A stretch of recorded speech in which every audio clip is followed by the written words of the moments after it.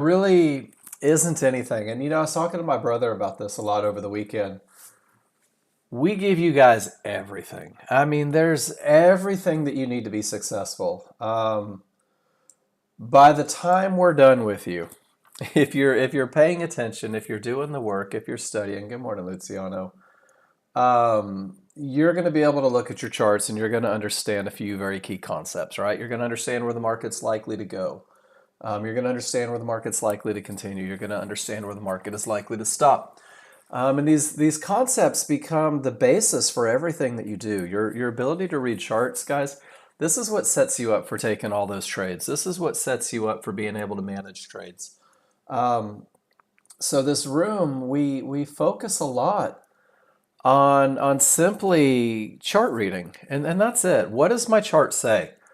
Does it say that it's going up or does it say that it's going down? Does it say that it has momentum or does it say that it doesn't? Does it say that there is something in my way or does it say that my path is clear? And it seems almost oversimplified when I say it like that, but the reality is, guys, is it doesn't have to be this daunting task. Good morning, Rob. Guys, give me a Y if you can hear me, please. I want to make sure that it's not just me. Anybody? No volume? Okay, yeah, we do. Cool.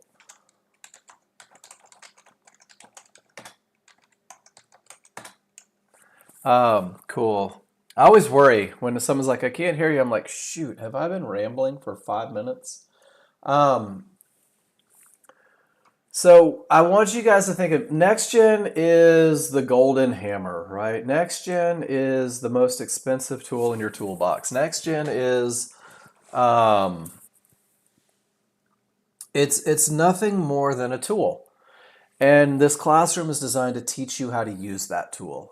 It's designed to teach you how to take advantage of the patterns that repeat themselves in the market. So the pattern that we're going to focus on first, and really I think that the pattern that is probably the most advantageous for you guys is the high probability trade, because this is a trade where each indicator on every chart agrees for the trade, guys. This is when triggers are the strongest and no termination conditions exist.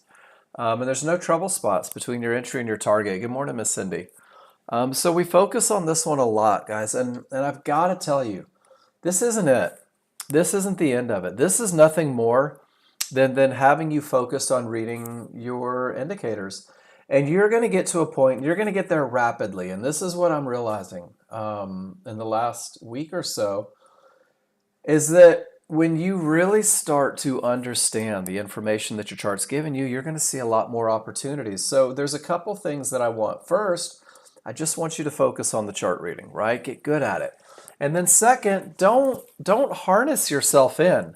If you see a pattern repeating itself, if you see a market that is screaming in one direction and you see an entry, just ask yourself, do what it says. That's one of the reasons we're on simulator, guys. So while the high probability trend trade is going to teach you to read your charts, and let's go through that. The high probability trend trade, this trade that typically wins 70 to 80% of the time, the one that's creating confidence through the memory of success, the one that teaches you to be your chart reader, guys, this is our focus. And I'm telling you, once you start to grasp a couple very simple concepts like momentum or clear path, the sky's the limit. It really is. The sky's the limit. You're going to see things that you never thought possible. You're going to see entries. You're going to see exits. You're going to begin to understand when it's appropriate to make exceptions. And I think what happens a lot of times is people start focusing on this trade and they begin to understand these advantages. And then they stifle themselves a little bit. They don't allow themselves to grow. And it's okay to stay on the high probability trend trade. It's okay to stay on the KISS plan, but I want you guys to know that it is okay. It's okay to branch out beyond it. Just you have to know what your reads are. And I think that the most important thing is that you can do the same thing over and over, and it proves to have a statistical advantage. And that's why we focus on the high probability trend trade first, because that's the one that turns you into a chart reader. And then it's your chart reading that gets you into the market, no matter what kind of trade it is. And it's your chart reading that allows you to manage. So we begin with the easiest form first. We begin with the high probability trend trade. But your path to getting to where you want to be ASAP is just sharing in class, having a conversation with me, showing me what you saw. Don't just say, "Hey, Mark, I went long. Is it good?" Say, "Mark, I went long because I saw this. I saw momentum, or I saw a clear path, and I saw an entry area. And these are my reasonings. This is my chart read. Can we just focus on my chart reading a little bit? Can we make sure that I'm not missing something?" And this, every time you post in the room, guys, it opens the door for a conversation. It's a private session. The second is using your spreadsheet. More than anything, using your spreadsheet just as a trade journal. The first tab on the spreadsheet that Nexgen gave you, and I'll drop mine in the room right now.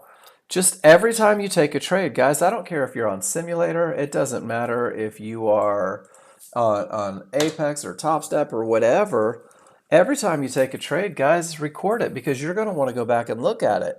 You're going to want to ask yourself what worked and what didn't work. You're going to want to take a few minutes with well annotated charts, and well annotated should be like super caps, because you're just going to ask yourself, what's bringing me success and what's taking it away, and what do I need to focus on and what do I need to avoid?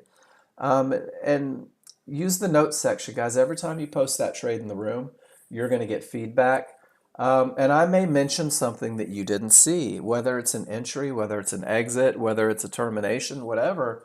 Drop it in the notes so that when you go back to study that picture, not only are you seeing what you did, but you also get to apply the lesson that was provided with it. So use your spreadsheet, post in the room, get in the habit of participating. The more you participate, the quicker you're going to get to where you want to be. We're going to learn the trigger line of Fibonacci rules for when it's okay to take that high probability trend trade. And again, guys, this is the beginning of your journey. This is the stepping stone, the foundation. This is the basis for the rest of your plan. It's just understanding a few simple concepts that come with that trade. Simulate, practice, make mistakes. Do it all wrong if you need to, but drop it in the room and let's have a conversation about how we can make it better. I'm going to give you a very simple trading plan, guys, a plan that is designed to keep you focused on the best of the best. It only has 2 trades in it. And both trades are designed to make sure that you're comfortable with your chart reads. I don't anticipate anybody staying on this plan forever because there's a lot of opportunities in the market, and it's very much a stepping stone, but you have to know what you're going to commit to. You have to know what it looks like, so that it becomes easy. And the best way to do that is with the high probability trend trade. It's only 3 rules, guys, and it's not even that the rules are the end of the road for what you're learning. The rules provide advantages, and the advantages create the trades, guys. And if you get to the point to where you simply say to yourself, I have momentum and there's nothing in my way and this is the best spot for entry, well, I have a trade. And what's cool is momentum will never change. Momentum is defined, it's very clear, it's pretty black and white. The same is true with termination conditions. You're going to understand when you've reached an area that may stop the market. Your entry areas may change dramatically based on having these other 2 advantages. But in the beginning, it's going to be a very simple recipe to pinpoint that you'll grow from. And these 3 rules happen on only 2 charts. There is a large chart and a small chart. The large chart is the most current bar that we're going to be using. It'll define direction of the market, and one of the easiest ways to stay out of trouble is just go with the direction of the large chart. When the large chart says up, the easiest path is to go up. And when the large chart says down, the easiest way to take trades is with that direction going down. Large chart will define momentum. And momentum becomes a key factor in everything most traders do, because momentum's likely to push the market. It's likely to keep it moving in the direction. Momentum breaks key areas. Momentum covers mistakes. And what I find is there's an awful lot of plans based on momentum. And usually when you have both direction and momentum, it's difficult. It's really difficult to stop that market. And then finally, the large chart's going to define areas, the problems that are not only problematic, but also the areas that have been cleared that are no longer problematic. And you'll be able to understand when areas are targets and when areas may stop the market and when areas have the potential to break. And you're going to be able to do it all on this large chart, this very basic one bar broad stroke of a brush showing the overall opinion. Your first two rules, the ones that provide you momentum, the one that provides you that advantage of a clear path, both of them happen on the large chart.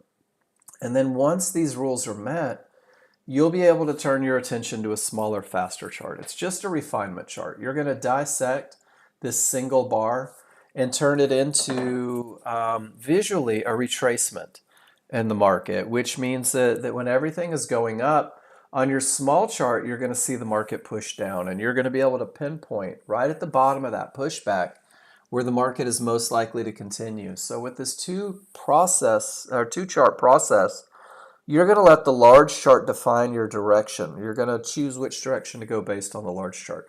You're going to let the large chart tell you that momentum is in your favor, and you're going to let the large chart tell you that nothing's in your way. And when it does this, if everything is going up, you're going to buy Fibonacci support on a smaller, faster chart.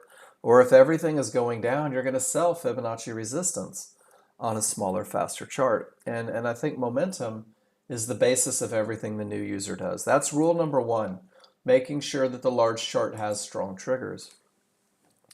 So on your large chart, if you just took a big snapshot of it, you're going to see a couple different things. The background is either green or red. There's only two choices, and if the background is green, the market's going up. That's the easiest way to think about it. And if the background is red, the market's going down. So when the market is going up, in order to have strong trigger lines, in order to have rule number one met, my small triggers, which are these solid lines, they're a fast-moving average. They show the immediate momentum in the market. And my large trigger lines, these are a slower moving average. These show kind of the general overall momentum of the market. And these two work together to create strong triggers. So when my small triggers break above the large triggers, when both triggers are green, they're wide in the direction of the trend, and space is created between the two. You can see my little laser pointer. There's a gap between the small and the large. When I have this look, I have strong triggers. And when I have strong triggers, well, the odds are favorable for the market to continue up. So odds favorable momentum is what you're going to hear this called all day long. In a downtrend, once again, the market's pushing down, so my small triggers should be going down. They should be red. My large triggers should also be red. Both should be wide and angled in the direction of the trend. And that space created between the two, guys, that gap between the small and the large lets me know that the odds are favorable for the market to continue down. And odds favorable momentum is going to lead the way, guys. The large chart's going to lead the way. Because when I have strong triggers up, there it is right there, that's the best of the best time to buy that Fibonacci support on a smaller, faster chart. And when I have strong triggers down, again, the best time to sell Fibonacci resistance on a smaller, faster chart. On those large charts, they look like a tail because it's a big, slow-moving tanker of a chart.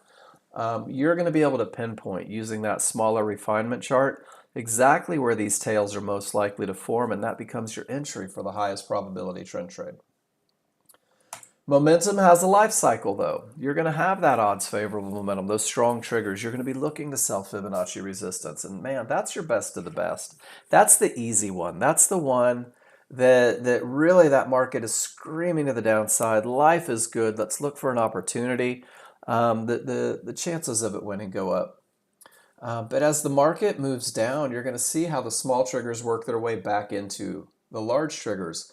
If one line is in and one line is out, kind of a little straddle move there, that's a visual representation of a trend that is slowing, of momentum that is dying. And you may, when you become a chart reader, still look for opportunities. And then when the small triggers break inside of the large triggers, they really weaken that trend. The trend is slowing. Anything can happen up or down. And guys, your advantage of momentum is completely gone here. At this point, you have to say to yourself, I no longer have momentum as I look for this trade. When you grow up with the software a little bit and you become a little more familiar with how to read your indicators in the moment, you may find opportunities. But these weak triggers remove the momentum advantage. And when weak triggers hit areas, these areas are more likely to hold and reverse the market. So for the brand new user, for you guys that are just getting into it, odds favorable momentum, that is man, that's the one. And you're going to see an awful lot of wins posted in this room that revolve around that odds favorable momentum. It has the potential to break key Fibonacci areas the same way that weak triggers have the potential to let you know there's a reversal. This momentum, it covers mistakes that new users make. And momentum's not difficult to recognize, guys. And if I just open up the large chart once again, it's a pretty simple look. It's a big gap between the triggers, and as the gap begins to close, so does the momentum go away. And let's see if we can find, there's a good life cycle. There's momentum all the way down. And then the small triggers return to the large and begin to work their way in, and sure enough, there's a pretty good reversal there. And the same thing here, that momentum carries it up, and as it begins to weaken, sure enough, that's what precedes the reversal. So you want to get to it in the moment. And that most current bar, if the small are above the large, if the large are getting wide, guys, you have momentum to the upside. And this look is the same no matter what chart you're working with, whether it's a large chart, a small chart, a range chart, a day chart. Separation between the small and large creates the advantage of momentum. Once you have it, you've got to make sure that you're not trading into areas.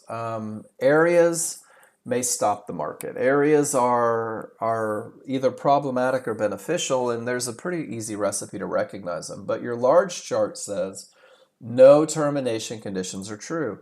And if there's no terminations, if there's no areas likely to stop the market, well, then you have a clear path, and that's rule number 2 being met. Excuse me. So when I look at a large chart, there's a few areas that I'm looking for, a few lines on the large chart's the easiest way to think of it. Divergence high lines and divergence low lines, magenta lines up top, cyan, light blue lines down low, red Fibonacci resistance, blue Fibonacci support, yellow 1-to-1s. And these lines can cause trouble. These lines are where the people that move the market, the people that control the market, this is where they may react. This is where they may take profits, where they may enter trades. And typically, the closer that you are to these lines on a large chart, the more potential for indecision there is. So we're going to use the trigger lines, the same trigger lines that establish momentum. They're going to let us know if these areas are likely to stop the market. They're going to let us know if these areas have the potential to break, and they're also going to let us know if these areas have broken, and we should be looking for our rules to be met to take that high probability trend trade. So pretty easy recipe to figure it out. And I want you to keep it simple in the beginning, guys. If price reaches an area, in this case it's Fibonacci support, and both triggers remain above support, or if both triggers remain below resistance, don't take any more trades into that area. It may stop the market. That is termination conditions in its most basic form. If price reaches the area and the triggers remain above support or below resistance, don't trade into that area. It may reverse the market.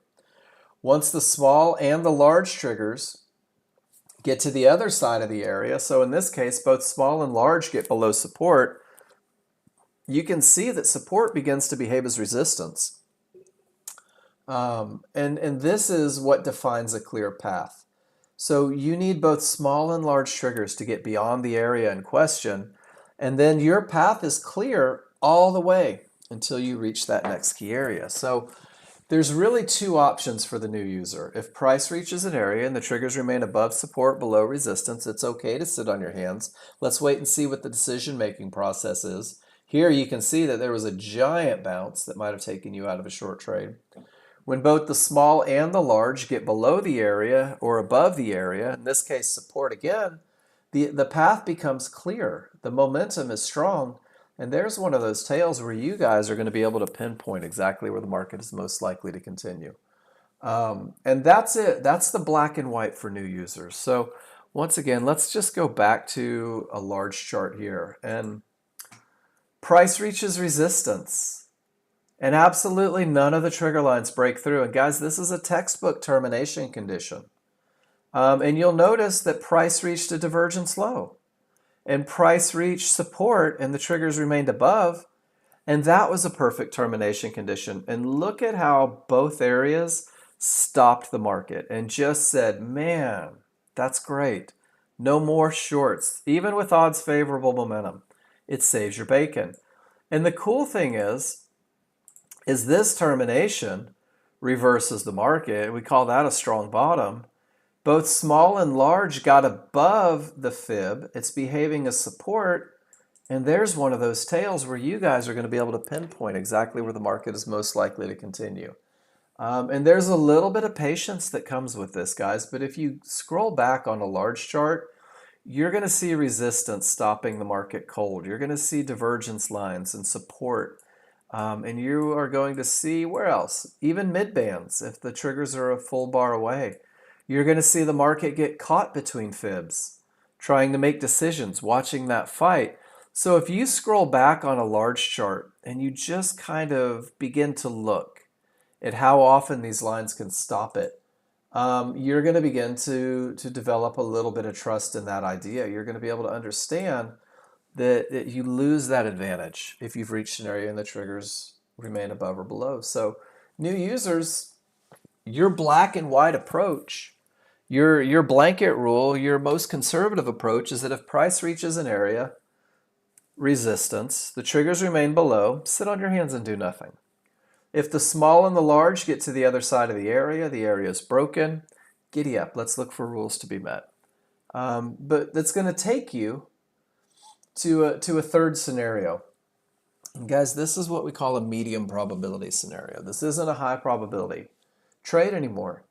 When your small triggers smash through an area, but the large triggers lag behind, this area has the potential to break because of all the momentum, but it's not a broken path yet, which means that it's not a broken area yet, which means that it's not a clear path, which means that rule number 2 isn't met, which means that if you choose to take a trade, if you do pinpoint that entry, you're going to want to make sure that you have the best of the best, not sacrificing momentum, making sure that your entry area is very clearly defined, and you will be able to clearly define it.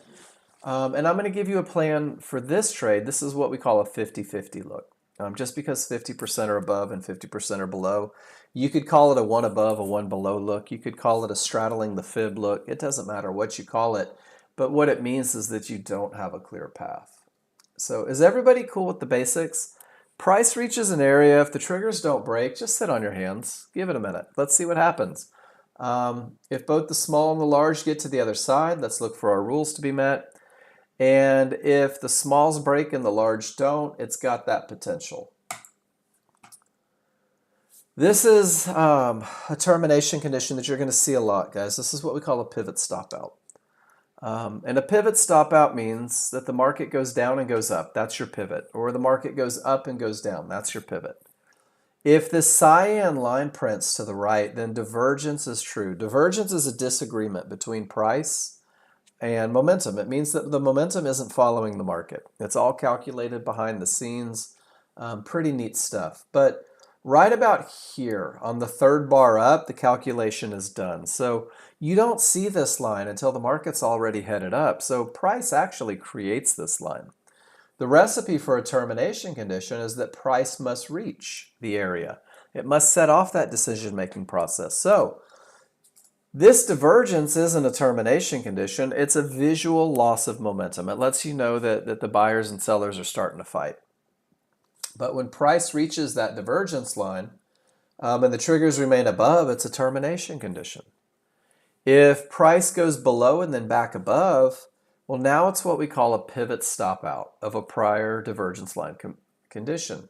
And a pivot stop out means if price trades back above, no more short trades. And it really is that simple, guys. If price goes below one of these lines and back above, no more short trades. Don't do it. Don't think about it.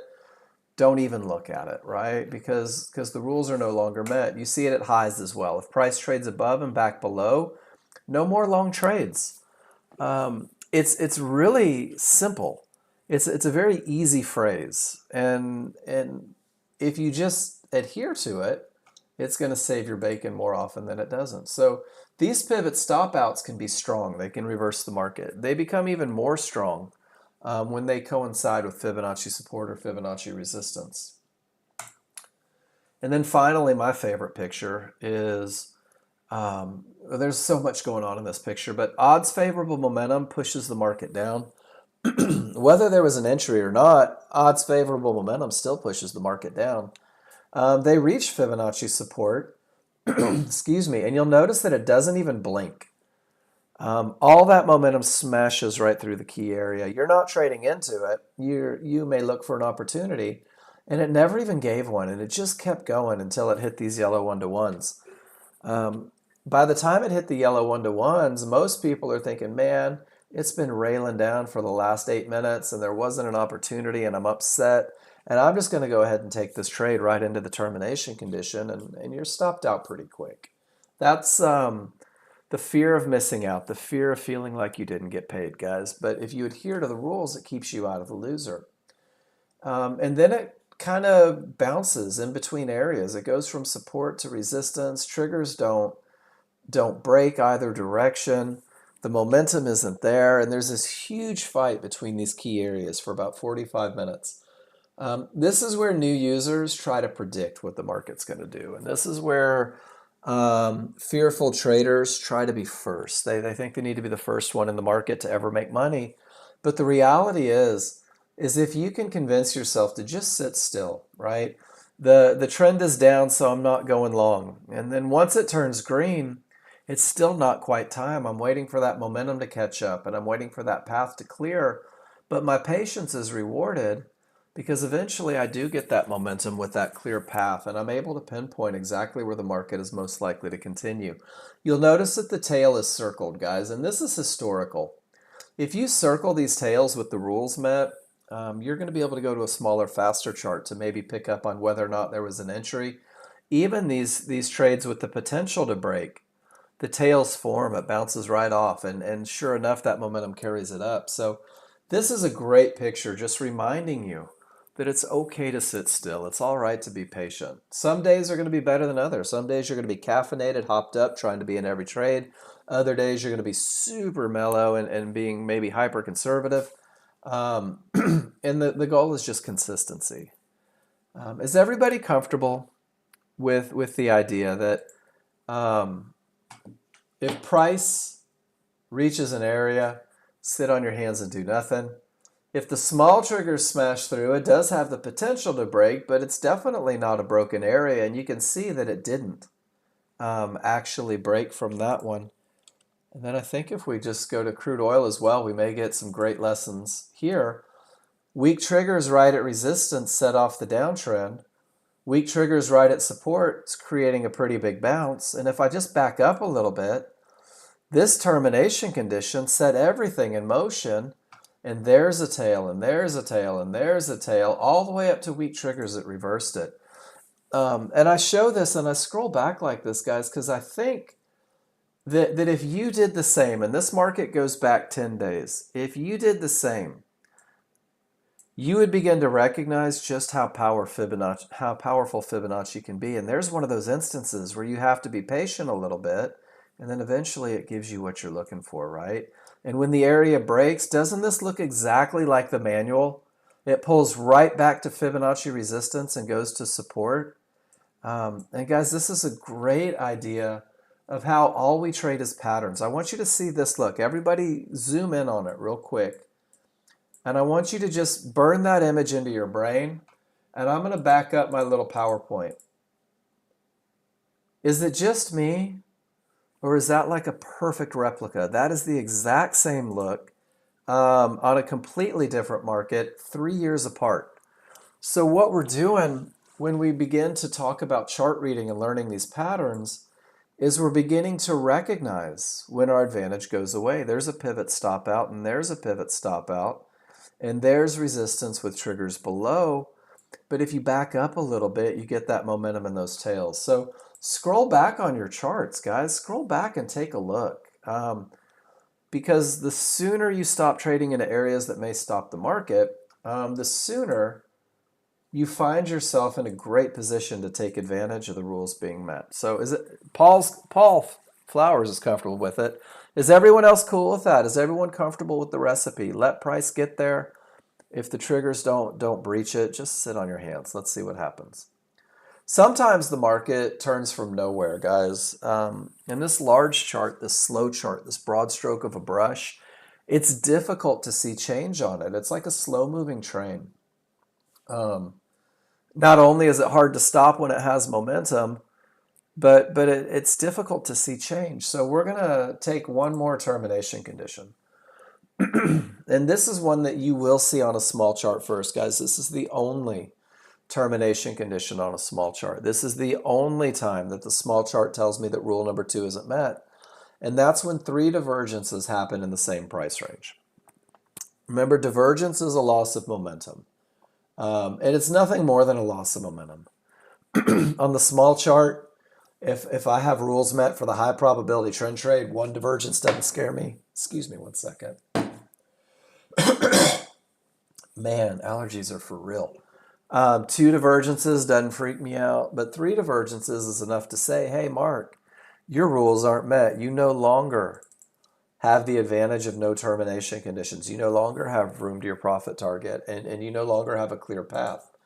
So 3 divergences from a low or from a high lets me know no more short trades, no more long trades. I'm going to be able to see this look and say to myself, even though I have odds favorable momentum on the large chart, these 3 divergences say, hey, sit on your hands, Novak, let's wait a minute. Or even with a clear path and everything going down, 3 divergences here says, Mark, no more short trades, man, things might be changing. These 3 divergences do become more powerful when the small triggers work their way inside of the large triggers and give you that weakened trigger look, that anything can happen. How can you get the little notes on your chart when you trade? You lost them when you got 8. Sergio, are you using Snagit or are you using Capture? That's going to be the biggest part. And are you trying to write on the chart or are you trying to write? So using Capture. Give me 1 second, we'll go through it. But remember that you're writing in Capture. You're not writing on the actual chart. Especially with NinjaTrader 8, the less drawing tools you use on it, the more stable the platform is. So you may want to take pictures and label and capture. Are you comfortable with doing that? Because we can go back and do it, no worries at all. Let me get through termination conditions and stuff, and then we'll do one together. We'll go take a picture of termination conditions. Cool. These become more powerful with anything can happen triggers. It becomes more powerful still if that 3rd divergence is higher than the previous or lower than the previous from a high, creates a head and shoulders. And guys, that's the only time on a small chart rule number 2 isn't met. So let's go through real quick and let's take a picture. Let me pull up my capture software, Sergio, and we'll make sure. Are you trying to write on NinjaTrader or are you trying to write with the capture software? I just want to make sure.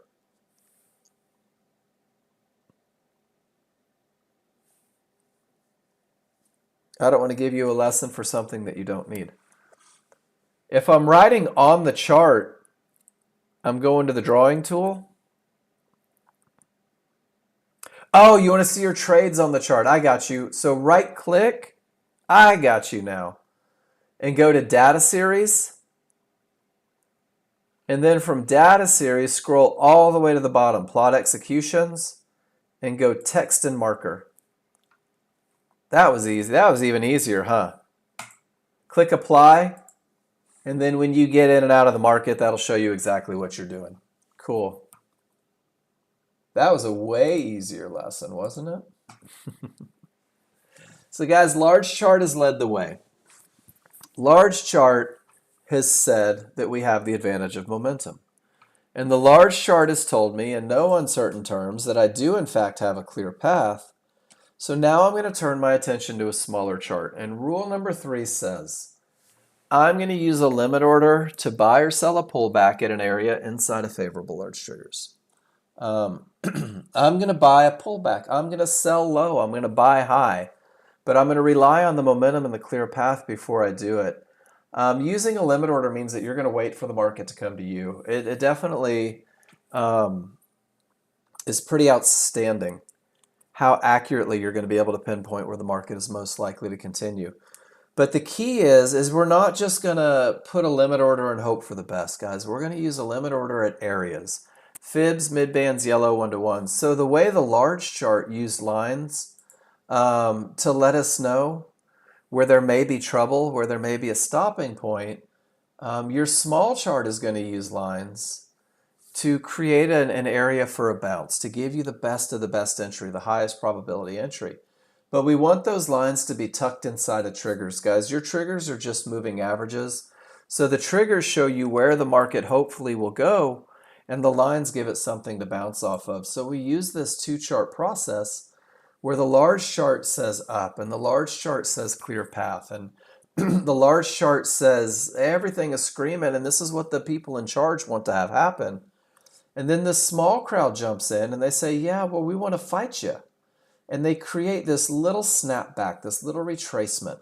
And you guys are going to wait for it right at areas inside of favorable large triggers. And you're going to do that on the smaller, faster chart.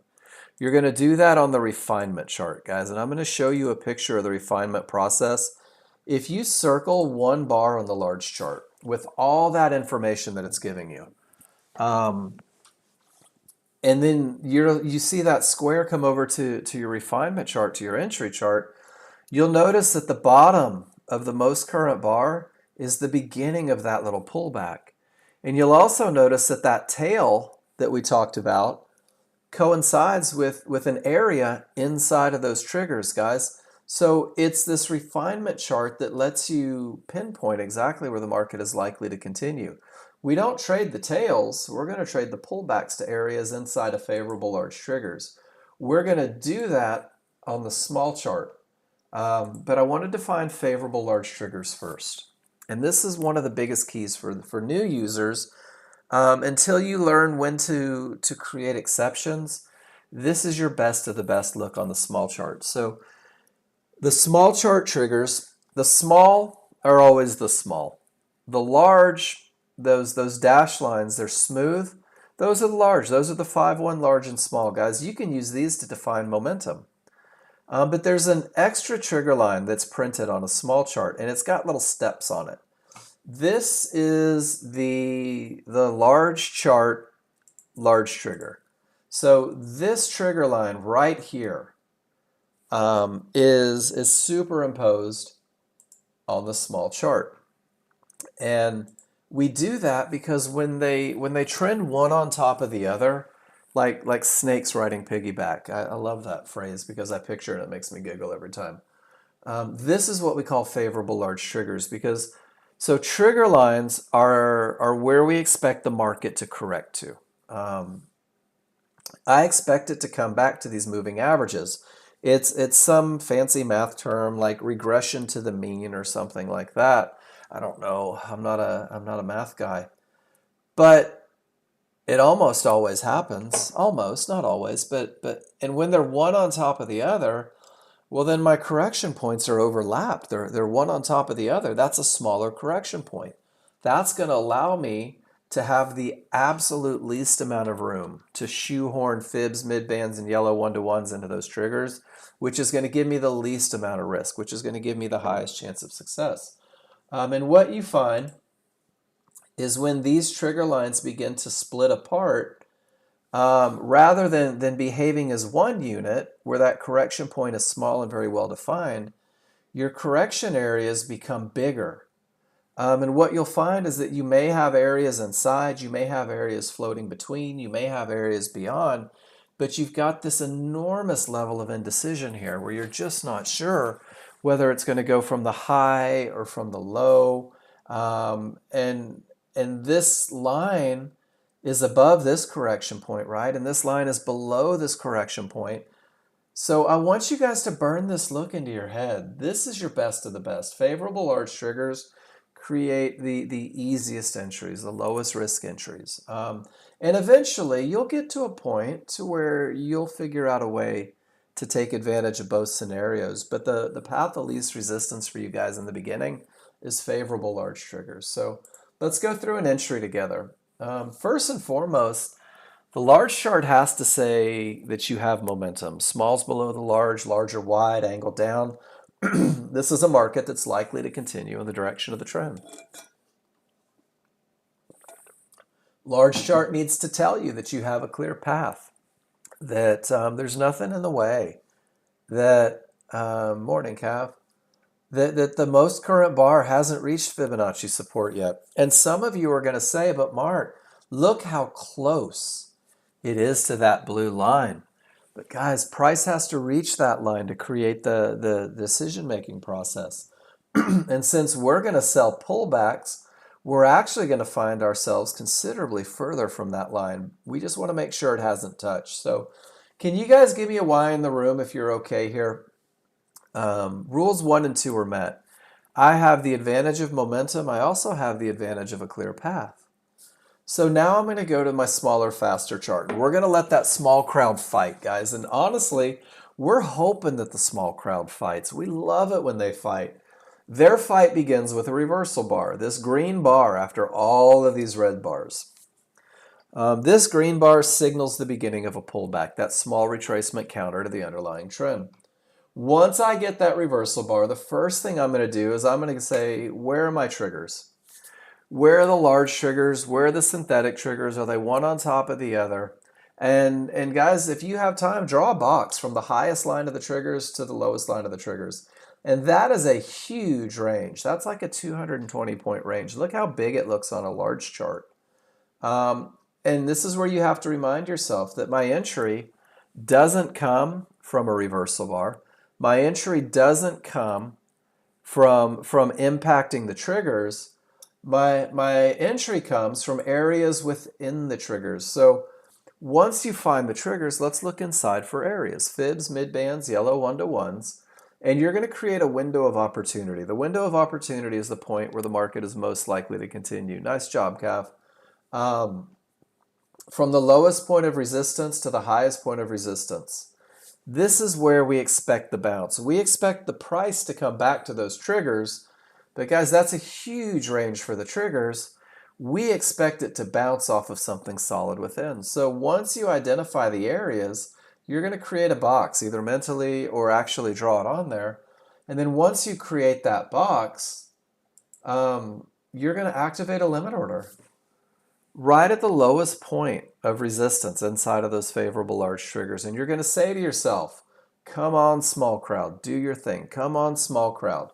Get me back to that area. Pull back and I will enter. And if they do, if they hit your limit order, guys, and you probably had about 2 minutes for that to happen. If they hit your limit order, you're short with odds favorable momentum, right? And you're short with absolutely nothing in the way, and you're short with an area inside of favorable large triggers, which is where the market is most likely to continue. And guys, this is your highest probability trend trade. And you'll notice that, and let's go to a picture real quick. I'm not trading the tails, guys. I'm not trading the bottom of this tail because I don't know from my large chart where it's going to happen. I'm trading areas inside of favorable large triggers. And if you circle the tail on the large chart, it should line up with areas inside of favorable large triggers on the small chart. If you have a rules-based trade, that's it. And the great thing is, and let's do this real quick, is you can go back and study this historically. When the rules are met, you can circle a tail on the large chart. So when the rules are met on the large chart, when you have momentum,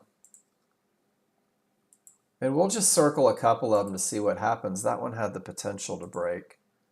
And maybe one over here, right? So we'll just circle a couple, and we'll be able to see if these lined up on a smaller chart, giving us that same look, that best of the best, that potential for entry. Let me find my smaller chart. And that one wasn't very pretty, was it? A lot of indecision right at the key areas. So I back up and I say to myself, what did it look like back here? Well, back here, it looked exactly like a pullback to support right there at the triggers. Notice that they're split and you didn't know which one they were going to go to, and it corrected down to the bottom. But by circling this tail, I can come take a look here, and if I move that circle up, there's another pullback to support right inside of those triggers. And if I move that circle up, there's another pullback to support right inside of those triggers. And guys, you're going to be able to go back with these circles. I mean, hell, go back 10 days. Whoops. and say to yourself, with that look, what's it look like on the small chart? Looks exactly like a pullback to support inside of favorable large triggers. Is everybody comfortable with that? Pinpointing your entries, guys, that's the first. That is the best. That's the easiest. Making sure that you understand where the market is most likely to continue. And it takes a little study and it takes a little practice. But eventually you're going to get to the point to where you can pinpoint where the market is likely to continue. And this is great because this is the entry when the rules are met that typically wins 70 to 80% of the time. And this is the entry that minimizes your risk dramatically and maximizes your profit potential. And the beginning of the pullback started right here, guys. And there's your fib. But your entry came from all the way down here, and it almost doubles the profit potential. And notice once again, there's a square around the bottom of the tail, and that square lines up beautifully with a pullback to support inside of favorable large triggers. So your goal for 30 days, guys, give yourself 20 trading days. Pinpoint where the market is most likely to continue. For long trades, pinpoint where the market is most likely to continue. For short trades, because when you do that, you have inadvertently begun your management plan. Because once you can define where the market is most likely to continue, well, you can also define exactly where the market shouldn't go, 4 or 5 ticks beyond that correction point. And that's where your initial stop will go, guys. That is where you will say, I've lost my edge if the market goes here. I've lost my statistical advantage, and I no longer want to be in that trade. So, stop placement comes from your ability to pinpoint where the market is most likely to continue. And the great thing is once the market heads in the direction of your trade, and it's going to do it more often than not if you're following rules, you're going to reduce risk even further. 2 ticks above a reversal bar for a short, 2 ticks below a reversal bar for a long. And it's not uncommon to see losers taken that are maybe 3 or 4 ticks. And let's go ahead and get it out. Let's address the elephant in the room. You will take losers. Anything that wins 70 to 80% of the time loses 20 to 30% of the time. The idea is that you take the correct losers, that you take the losers that provided a statistical advantage. You take the losers that gave you the highest chance of success. You take the losers that come from the areas of support right inside of favorable large triggers. And guys, this one fit the bill. The mid-band was the absolute lowest point. The momentum was outstanding. It hadn't reached the fib. And if you were in at 37 at that, or even if you were in at 44, stop placement kept you safe, and you're still in this trade as the momentum carries it up. So you're going to go through and you're going to study, and you're going to look at these looks, and you're going to say to yourself, damn it, we hit Fibonacci support. Maybe that's not my best trade. Maybe this isn't a reason to take a short, because that is in fact an area that may stop the market. Is everybody comfortable with that? And look how it goes beyond the area inside of favorable large triggers. So you can scroll back. Go back and take a look. Circle tails. That one didn't really set up. And they won't all set up, guys.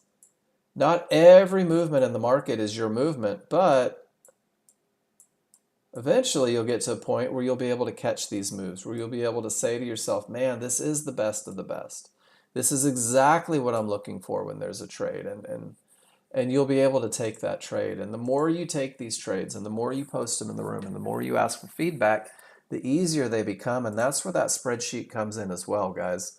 Every picture that you take, every chart that you annotate, if it's a trade, it goes in your trade link. If it's a rules met trade, it goes into your favorite looks. Oh, look, there it is.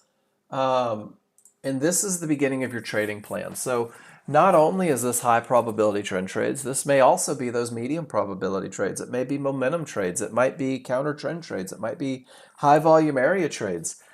This is your personal section.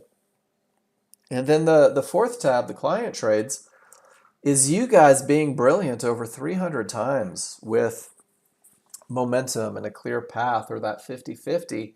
And there's about 300 pictures for the new user to study, because the idea is you have to commit it to memory. You have to know exactly what it looks like. Odds favorable, clear path, pull back to support inside of favorable large triggers. You have to understand this look when absolutely nothing is moving so that you can capture this look in a moving market. And that's where the spreadsheet pays huge dividends. You should make your favorite look section look like the one where I put the work in. And your favorite looks is where you're going to begin to work on your management plan. It's where you're going to begin to look at patterns that repeat themselves and recognize them and understand the potential expectation. There's a whole section dedicated to termination conditions because that really is the most broken rule by new users. And if you make your section look like my section, it's going to get a little easier. It's going to slow the market down. It's going to make your ability to recognize advantages even better. And the cool thing is with just a little bit of study, every time you look at a chart, Cindy, you hate termination conditions, they love you, especially if you keep trading into them. If you start looking at your chart and you say to yourself, I have the advantage of momentum, then you begin to feel good. And you say to yourself, well, with that advantage of momentum, let me make sure my path is clear. And if that path is clear, then you say, let me look for an entry area. And the key is if you speak to yourself in terms of advantages, guys, if you speak to yourself with the idea that, let me take a picture of this real quick. If every time you talk to yourself, this is the language that you're using, I have momentum, I have a clear path, I have an entry area, let me take a trade. What you'll also do is you'll look at these charts and you'll say, you know what?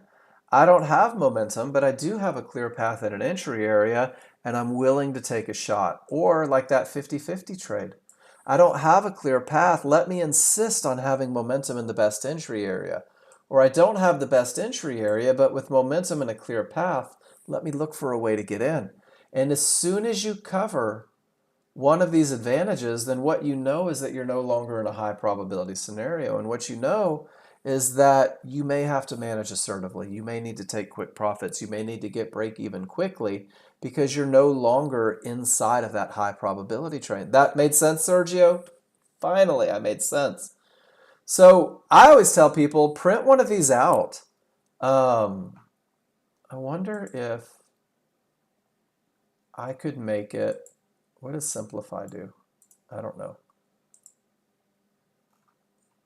Let me see if I can take, I was going to try and cut all the color out of it so that you could print it. But print it and take a piece of paper, right? And every time you're looking at your charts, if you cover an advantage, well, then you know that it may not be the best trade. And here's the best thing, guys, is if you cover two of the advantages, if you look at your charts and you can't find momentum and you can't find a clear path, hopefully that's enough to say to you, man, an entry area just isn't enough.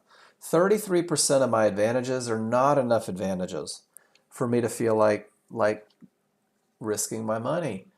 So I'm a big fan of making one of these, putting on your charts, and make sure that you know what you're getting into.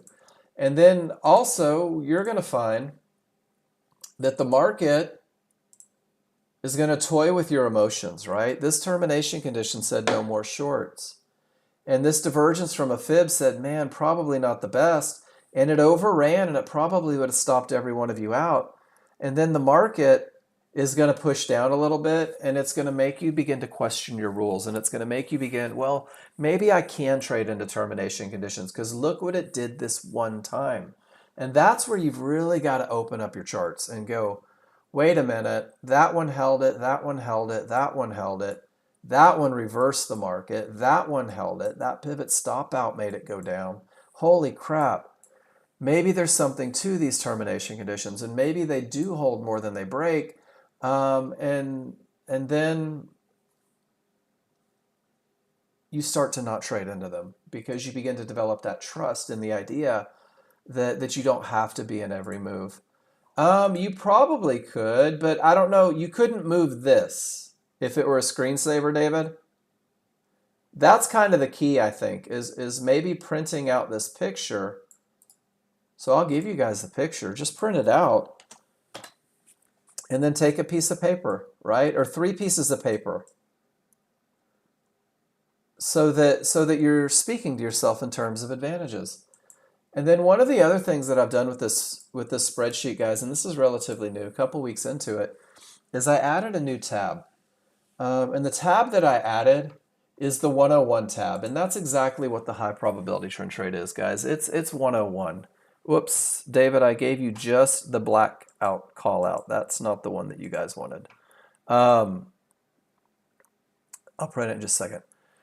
So this tab of the sheet, guys, says it in green. It's your rules being met. Strong triggers plus a clear path. I need a high probability trend trade entry. So if I have, let me see, strong up triggers, right? That's the first part. Odds favorable momentum. So I'm going to couple that look with understanding that that I have a clear path. So I'm going to take that momentum plus a clear path, and then after that point, I'm just going to look for the window of opportunity up. So I'm actually saying with momentum and a clear path, there's my entry. So I'm taking the parts to create the whole. So this tab is set up to help you with your chart reading. This tab is set up to give you a study guide. And if you go through, and I challenge everybody in the room to do this, and some of you are on it and some of you are not, and if you're brand new, I'm going to encourage you to do this. Take 25 pictures of strong triggers. Take 25 pictures of weak triggers, because if you know what the best is, you also want to know what it looks like when that advantage goes away, because you're speaking to yourself in terms of advantages. And then take 25 pictures of a clear path, and then 25 pictures of termination conditions, and you're going to be able to know the difference. And then even take 25 pictures of that 50-50 look, because if you do that, what it's going to do is it's going to keep you from getting suckered into thinking you have a clear path when you don't. And then work on those window of opportunities. Go 20 each direction. But guys, the task isn't just to take the pictures. The task is to annotate your charts with the Ys. And I say that because it is helping Cindy. When I say annotate with the Ys, what I mean is when you look at strong triggers, don't just take a picture of the look. I want you to say smalls above the large, wide triggers, odds favorable momentum, rule 1 met, buy Fibonacci support on the smaller chart with this look. So the process of typing creates a connection between the look and your brain. It creates a connection between the look and the rules being met. And if you go through and you annotate and you talk about why, and you talk about the advantages or, of course, the disadvantages, the time typing creates that connection. It creates that look. It creates that understanding. Repetition creates recognition. And then what happens is you begin to see these things almost instantly. So I'm going to give you guys the chart reading 101. And I also want to show you something just while I have your attention. That the idea on termination conditions is a solid idea, guys. It's so easy to get enchanted with a red background and strong triggers, but once you hit that area, the likelihood of a fight is huge. So learn the basic looks, learn the simple looks, learn the basic ideas, and then learn how to turn them into a plan. Learn them how to turn them into your plan. I'm going to give you a plan. You can make it your plan. You can call this Cindy's plan or GWC's plan or Hamid's plan, or this can be Rich's plan or Donna's plan or Troy's plan. It doesn't matter. Steal it. I'm giving it to you. But this plan is a stepping stone, guys. It's just designed to get you to where you can read your charts. I say this a lot and I mean it. You have the greatest tool in the world, guys. You have the best software. And you've got, when I say the software is outstanding, it sounds like a brag, right? And it sounds like I'm being cocky, but the reality is it is. But it's just a tool. The software is nothing more than a tool. And if you don't learn how to use the tool, then it's ineffective, right? If you don't know lefty loosey, righty tighty, then that screwdriver is just going to sit in the drawer and get nothing done. So it's important that you learn how to read your indicators, that you understand what they're telling you.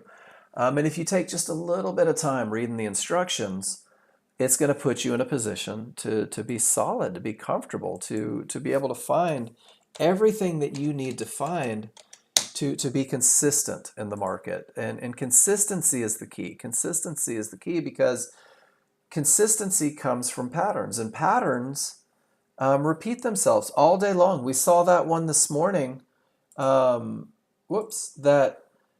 That happened with the area breaking and pulling back to it, and it was the exact same look from the user guide in a picture that was taken 3 years ago. So this is your stepping stone, guys. Let's build a plan. And it's designed to optimize your chances of success with the high probability trend trade, the one that teaches you to read your charts, and that 50-50 trade, that medium probability trade. Because the reality is you guys get bored and you get impatient and you want to be active. And that 50-50 trade will give you one more thing to look for. But it's designed to optimize your chances of success, which means that even though you think you see it, you have to make sure that the rules are met. You can't confuse your chart read with rules being met. And when I say optimize your chances of success, this is the best of the best, guys. This is the one. And let me remind you what your goal is. Your goal is to become a chart reader in the beginning. This is the one designed to get you there the fastest. This is the one designed to give you the ability to speak to yourself in terms of advantages. This isn't the end of the world for your plan, but this one gives you a plan, and this is the best part right here, that has been proven to win more than it loses. So it means that during this learning process, you have the ability to get paid. During this learning process, you have the ability to be profitable, to be consistent, to win more than you lose. And then that learning process just grows exponentially with experience. So through simulation, study, class feedback, continuous practice, you will be empowered, I love that word, to create a plan tailored to your personal goals based on your experience reading the indicators. That is my brother playing with AI. And all that says is when you're a chart reader, you're going to see more stuff. Your plan's going to grow. But your simple plan for consistency. And guys, notice that I use the word consistency, right? I want to be consistent. I want to do the same thing every time. I want to optimize my chances of success by having a statistical advantage. Never fight the large chart. And it seems silly, right? Because, I mean, who's the large chart? The large chart is this guy. This is Woodstock, right? The porta potty's on the other side of it, and you've got to go through that to get to the bathroom. It's going to take a while. It's difficult. You might just end up peeing down your leg. Don't fight the large chart, guys. They're in control. These guys control everything. Direction, momentum, they react to the areas. So that's one of the biggest things for consistency. Don't fight those guys. And then more importantly, don't just fight the triggers and the strengths that they create. Let me find my picture. I love sharing this one, especially on a Monday. Guys, don't trade into termination conditions. We scrolled back on one market and looked at like 10 examples of termination conditions, ruining your ability to create profits. So these are the two most common problems that new users have. And this is tongue-in-cheek, not meant to offend anybody. But this is, if you can avoid these two, you're like 70% better than the rest of the world already. You're never fighting the large chart. You're going with the small chart. And you're just defining your entry. 20 days of defining an entry. 20 days of being able to pinpoint where the market is most likely to continue. 20 days of understanding favorable large triggers, areas within. And if you follow this checklist, guys, it puts you into the market at the best of the best spot. And I've even included pictures of what they all mean. And guys, this is it. Because once you know where the market is likely to continue, you know where it shouldn't go. And once you can define your entry, personalize it, this is my entry, it opens up the door for management. So The exact same way that new users benefit from a simple plan, the exact same way that new users find more winners than losers when they keep it simple, by using that checklist, you're going to do the same thing with your management.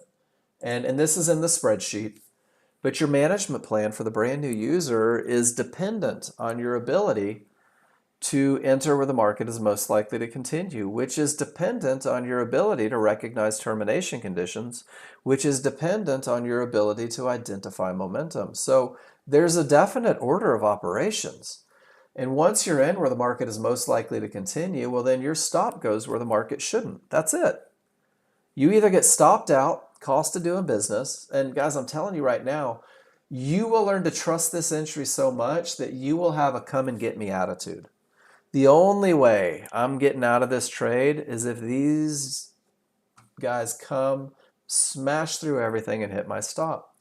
But the reality is more often than not, with all these advantages in place, they're just going to give you a reversal bar in the direction of the trade. This reversal bar says, hey, guess what? We're doing everything the large crowd said we're going to do.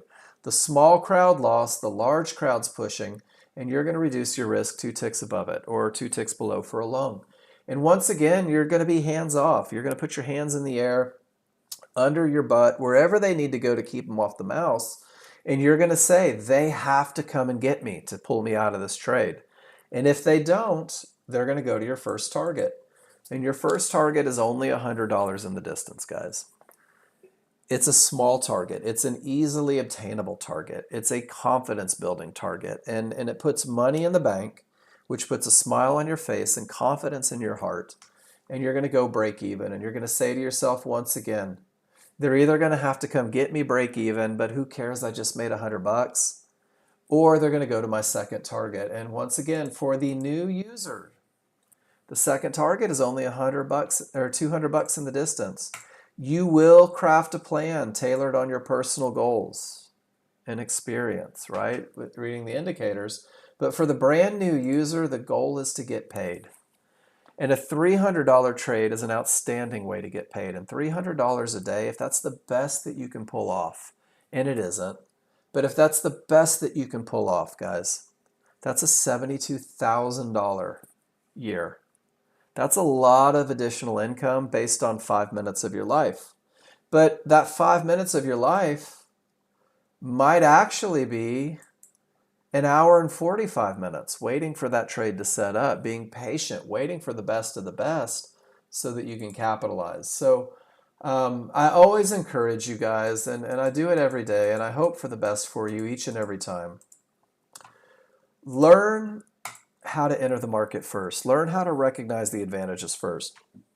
Learn how to get in at the best of the best spot.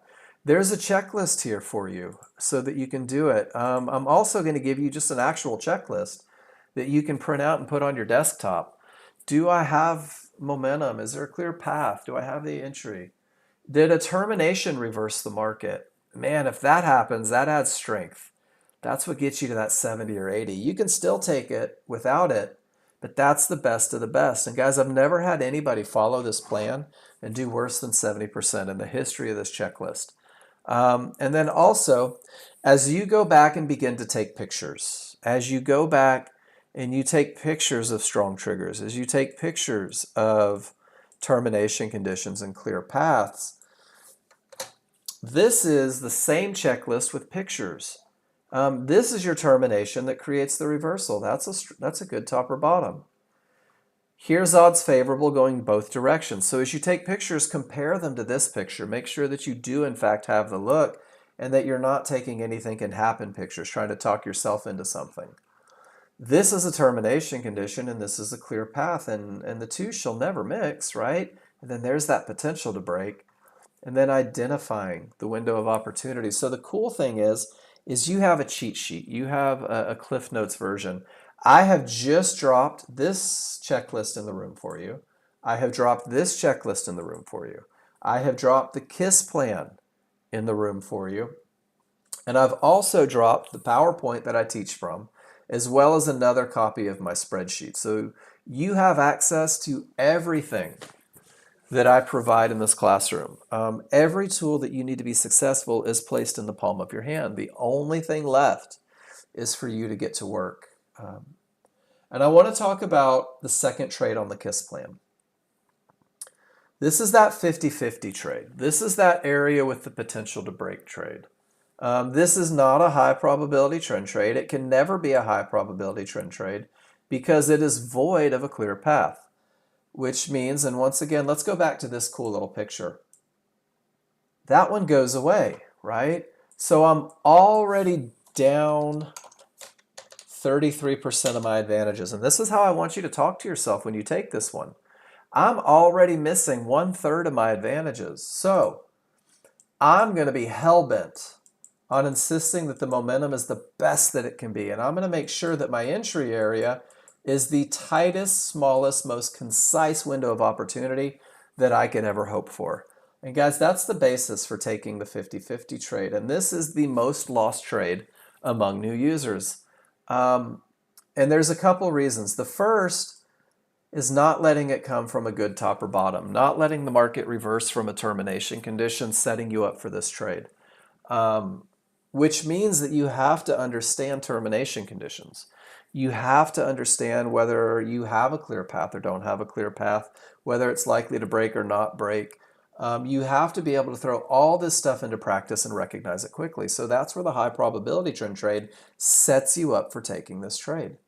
You have to be able to recognize momentum on both the small and the large chart. And once again, if you skip the study on rule number 1, well, then you didn't set yourself up to know how to take this trade. You have to be able to recognize, and guys, here's the killer. Remember, this is designed to optimize your chances of success. And Paul posted a picture earlier that I'm going to look at, and we're going to talk about it and show you when maybe you can begin to expand your plan and change this KISS plan because you're going to recognize things that create an advantage. But until you're capable with your chart reading, guys, divergence kills it. Divergence is a killer. Divergence is a no-no. More of these trades are lost from divergence printing than one, which also means that if this is a condition of this, you have to wait to see if it happens, which means that you can't enter a 50-50 trade on the second bar, right? You have to wait to see if it prints. But if it doesn't, right, if it's yes all the way down, you're going to get in at the area the same way you would a high probability trend trade. And then the KISS plan reminds you that divergence is a killer, just in case you forgot the first time.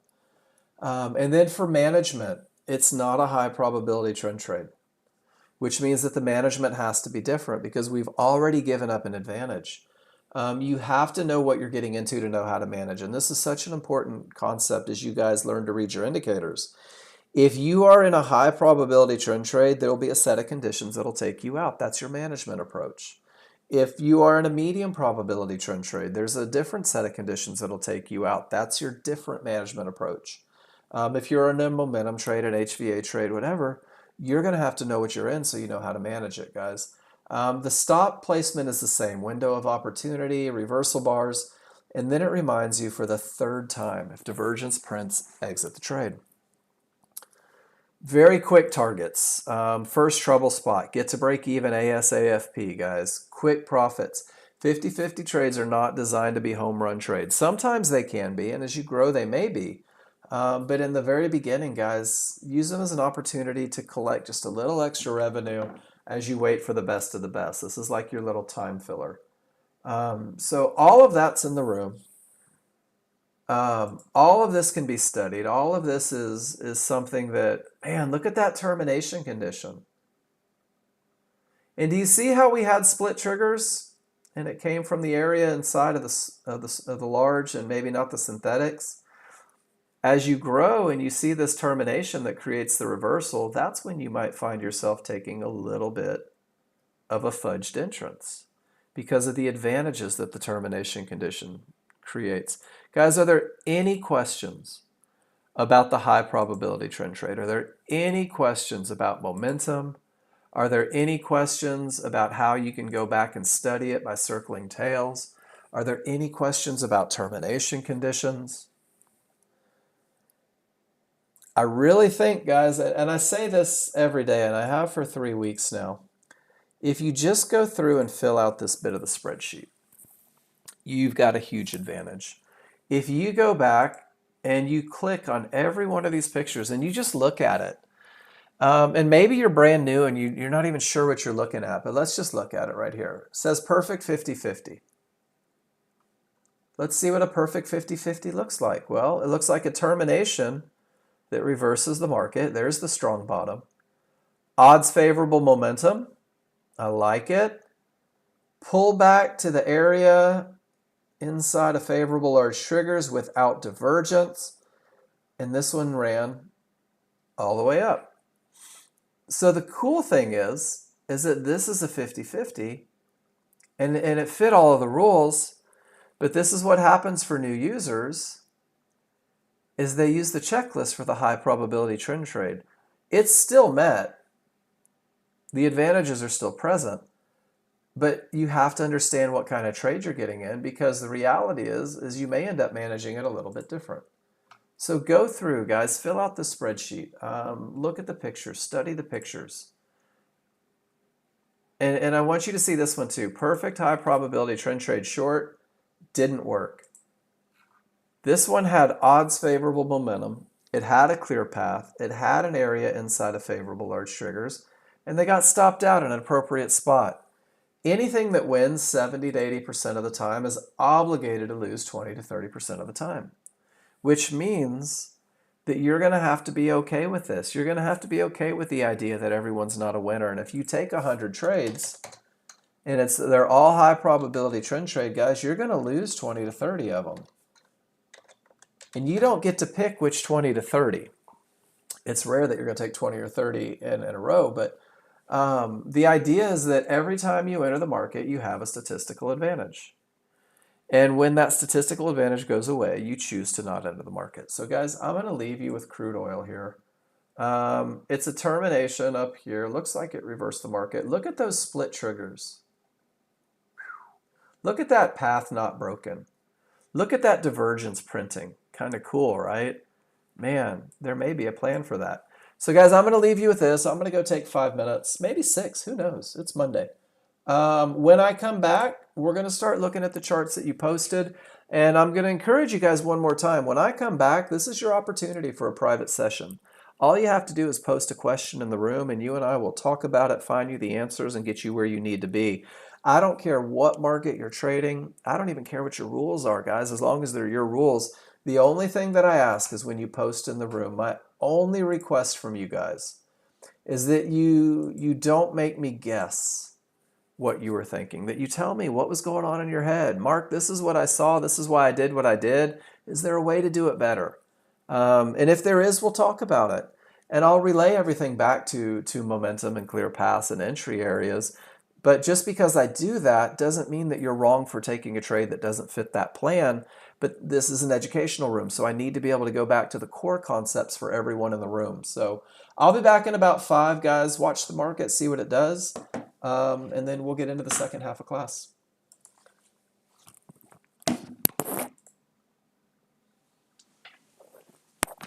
Hey Siri, set a timer for 5 minutes.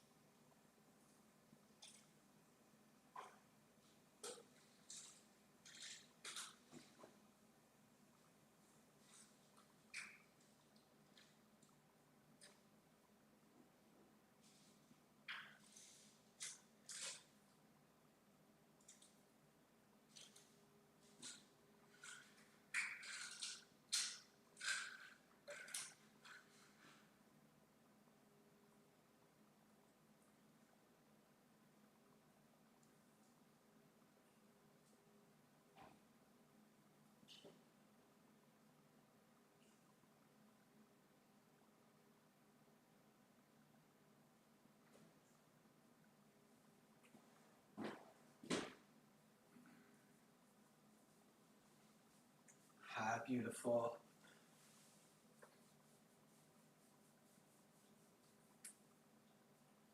I love you.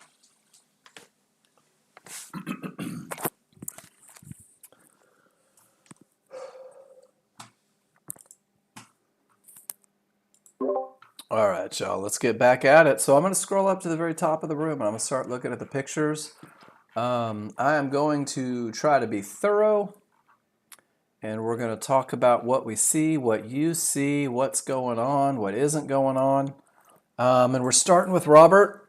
Robert, you posted these on Friday, but I wanted to make sure that we got to. This looks like a practice.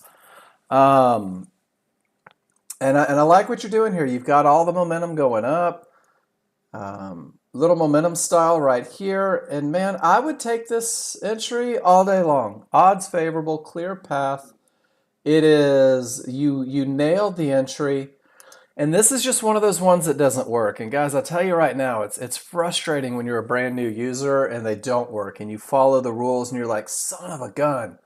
But it's a part of it.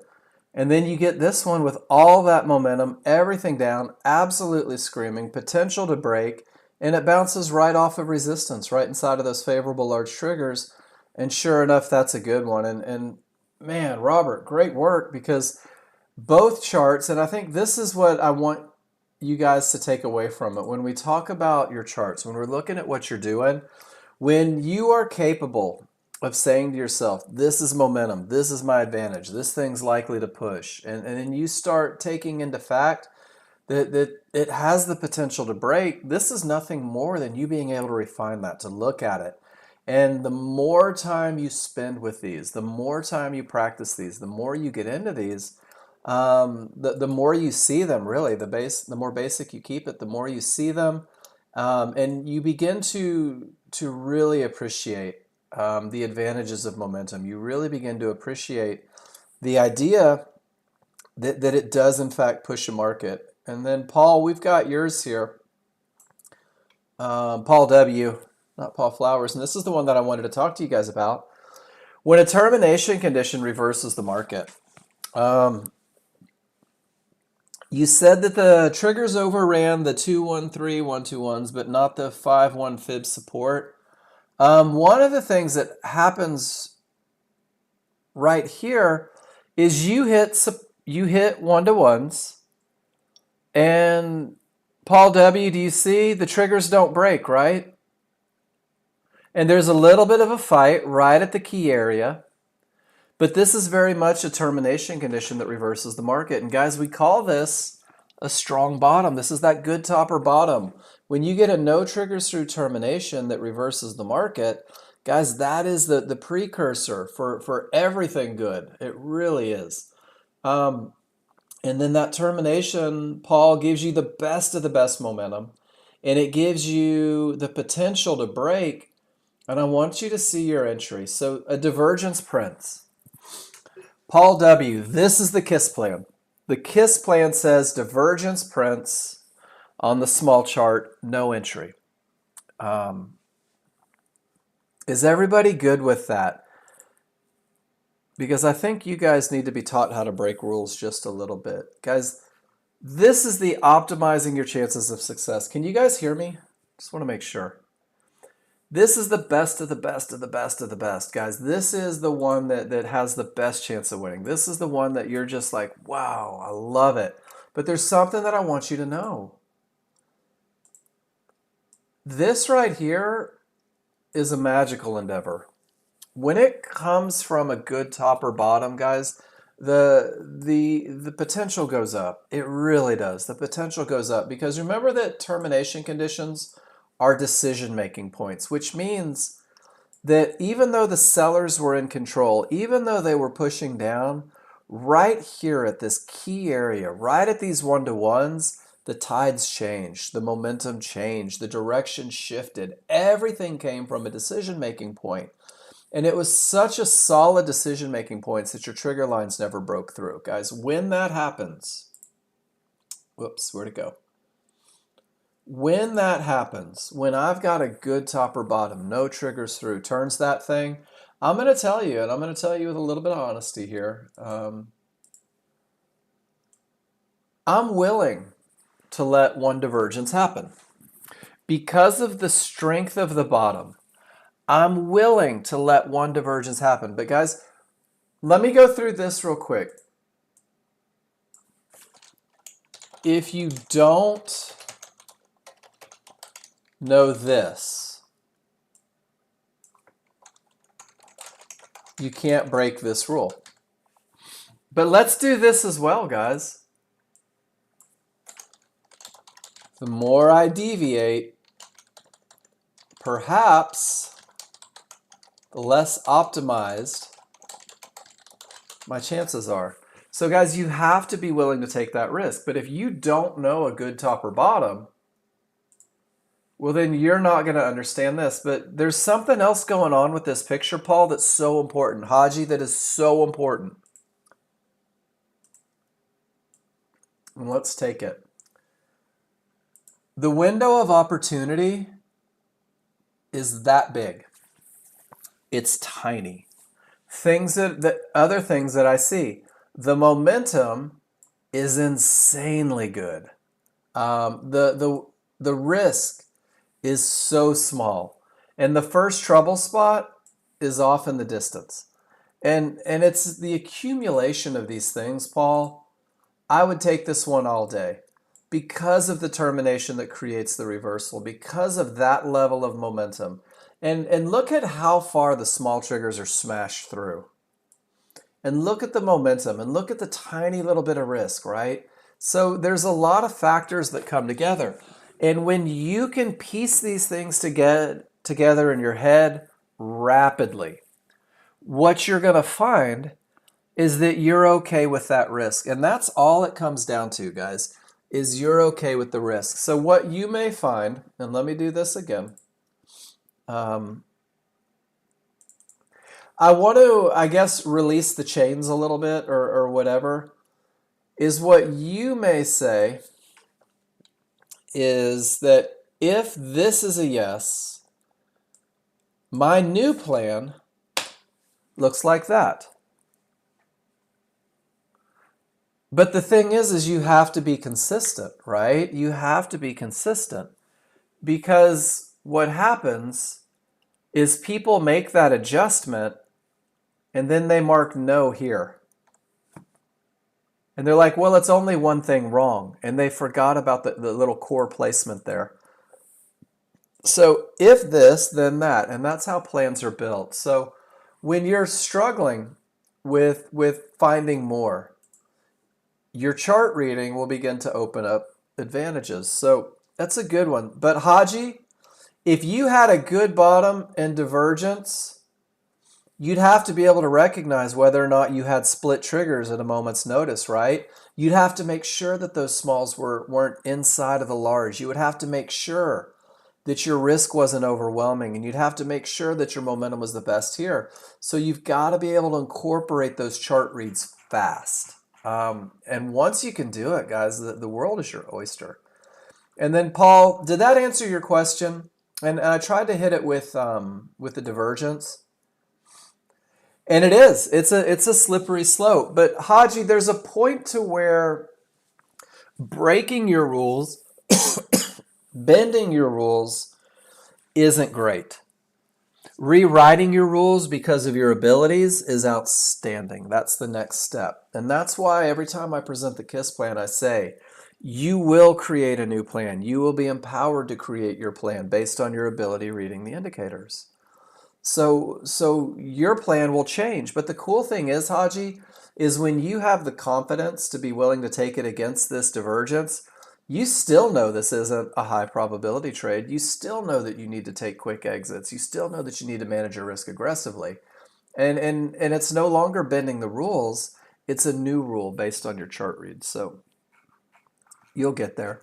And then, Paul, that answered it with the divergence, right? It's not the divergence on the large chart, because it takes 3 bars for that to print. So the trade would be long gone. Good stuff. That was such a good picture. I saw this. I was like, man, we're going to get into it. And then Andy, termination, 50-50. Beautiful entry, 1 divergence. So Andy, were you with us for that lesson? Is he in here? I'm not sure if he's in here. Maybe he'll listen later. When I have a strong no triggers through termination that reverses the market, and I have a 50-50 with strong triggers, maybe I learn to bend my rule just a little bit. And here I can't see whether or not it had a good top or bottom. This is the old let's not give Mark the entire picture, but I want you guys to see something here. Let's look at it. First of all, this is gold. I hate gold. Gold is a crazy, crazy person. So, area not broken, right? 50-50, good momentum, I like it. And if it's coming from a good bottom, and Haji, this goes back to what we just talked about. If it's coming from a good bottom, you may say to yourself, well, that's okay. I'm willing to forego one divergence. But the challenge is the small triggers are inside of the large triggers. We have anything can happen triggers. So if you go back to your checklist, you might say to yourself, I'm cool with this one. But you might miss this one because you're hyper-focused on the other stuff. So you've got to know your rules completely as well. And that's a big deal because this one is not only an area not broken, now it's a loss of momentum and a visual anything can happen triggers. And if you did get in, you're still getting out maybe close to break even. So you've got to be able to put, you have 3 rules for ignoring divergence. For which trade? For your 50-50s?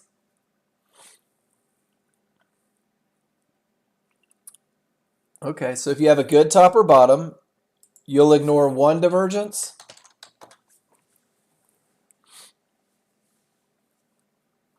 Great momentum should be a must-have anyway. So if you don't have a good top or bottom, but you have good momentum, will you ignore divergence?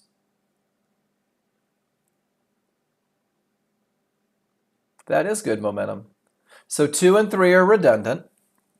It's the exact same thing. Good momentum is smalls outside of large. So you have 2 rules. But what I'm asking is, would the momentum here make you ignore the divergence here? Because doesn't the 50-50 say that it's not even a 50-50 if you don't have odds favorable momentum, right? If you don't have strong triggers, well, then we never even expect this thing to break. So I like that you're thinking about it. I like that you're thinking about it. Now you just got to test it a little bit, right? Go back and look at it. Get some probabilities, some likelihood of success. Determine whether or not it is, in fact, a statistical advantage. And then JW says, with weak triggers at an unbroken area, I know that the midband is the first target, and once I get below those 1-to-1s, I'm willing to take a shot at getting down to the midband.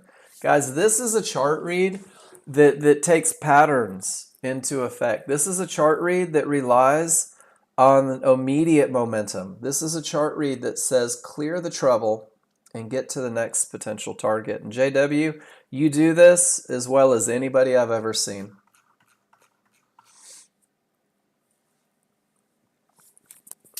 All right, who was this? George.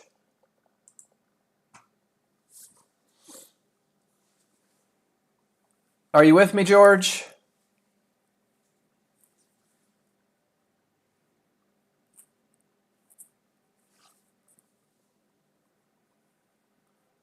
Awesome. So George, let's do this real quick. I'm going to take a picture of your picture because the one thing that I noticed is that you really don't annotate much. All you put is 50-50. Well, 50-50s, my friend, happen on this chart over here. 50-50 is the definition of whether or not you have a termination condition. So let's go through the entire checklist. And you have a termination that reverses, and this is a good top. And I like that. That creates an advantage right off the get-go. And I'll also say that you do in fact have strong triggers. And because you have a good top and you have strong triggers, well, now I'm looking for those termination conditions. Now I want to make sure that I haven't reached an area likely to stop the market. And what's interesting is you took the same momentum trade and took it all the way down to support. And then the same reason that you exited, George, you still chose to go short into it. Even though you said to yourself, what a great place to get paid, it may stop the market. No, so 50-50s, Paul, I'll get to it in just a second. So what happened here, George, is you traded directly into Fibonacci support. It's behaving as a termination condition.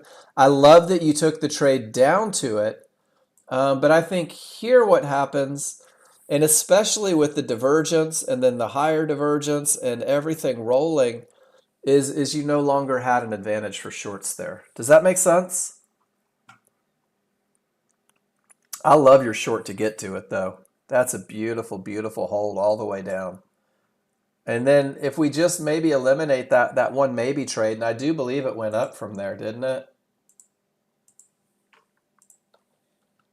Yeah, sure enough, that termination condition skyrocketed that thing. And that's the beauty. Keep taking that beautiful short with all that momentum, and then just be willing. Be willing to get paid. You're that good, man. You're that good at your chart reads that you don't have to be in every move because you're clearly getting paid in the best moves. Nice trading, George. Good lesson there, too. Thank you for sharing that. And then Miss Cindy says, when a termination reverses the market, I'll take the entry. And then the first target gets filled and you're not willing to lose with the divergence.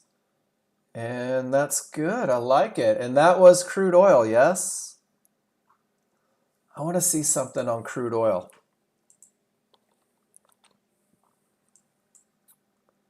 Oh, it just never made it, did it?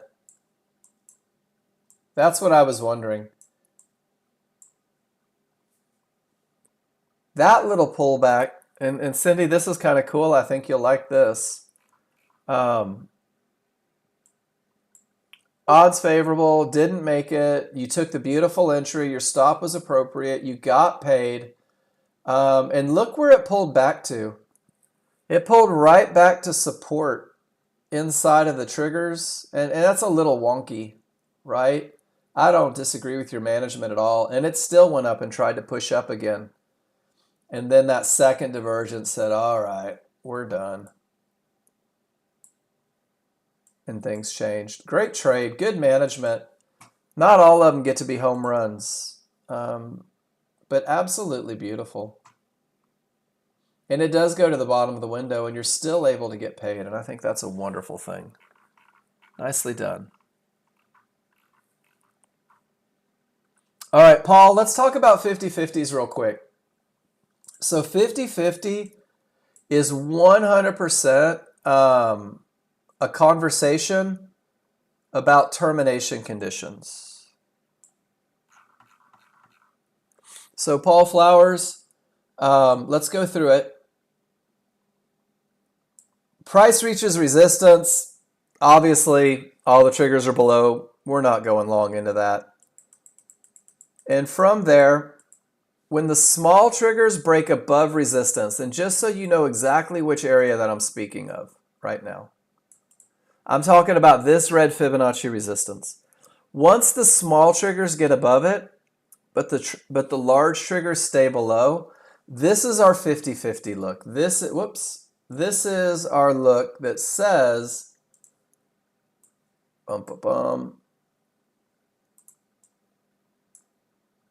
let's do this too. 50% of my triggers are above, not 500%. That's too much. 50% of my triggers are below. And we use this 50-50 to describe an area that has the potential to break based on the momentum of the trigger lines. The smalls must smash through the problem area. The large, because they're slower, tend to lag behind. This area has potential, but is not a clear path. So what you get from this one, Paul, is that you understand with this much momentum, this fib may break, it may smash. Like the buyers are on a freaking tear right now. And that potential goes up from a good bottom or top. So when you come from a termination that creates that reversal, that potential goes up a little bit. And then when your small chart says that the momentum isn't waning, the potential goes up a little bit. When the small chart has the perfect entry, the potential goes up a little bit, and you'll find yourself with the ability to catch some pretty cool moves.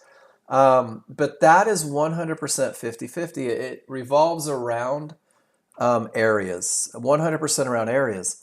And then when we talk about trigger lines, because I want to hit both sides of that because it's an awesome question, and I think a lot of people are gonna be good. Here we go. When the small triggers work their way, you know what? Let's do this picture. When the small triggers work their way inside of the triggers, this is a weakening of the large triggers. And this is where we use that term, anything can happen. And I know how 50-50 sounds like anything can happen, right? 50-50 chances.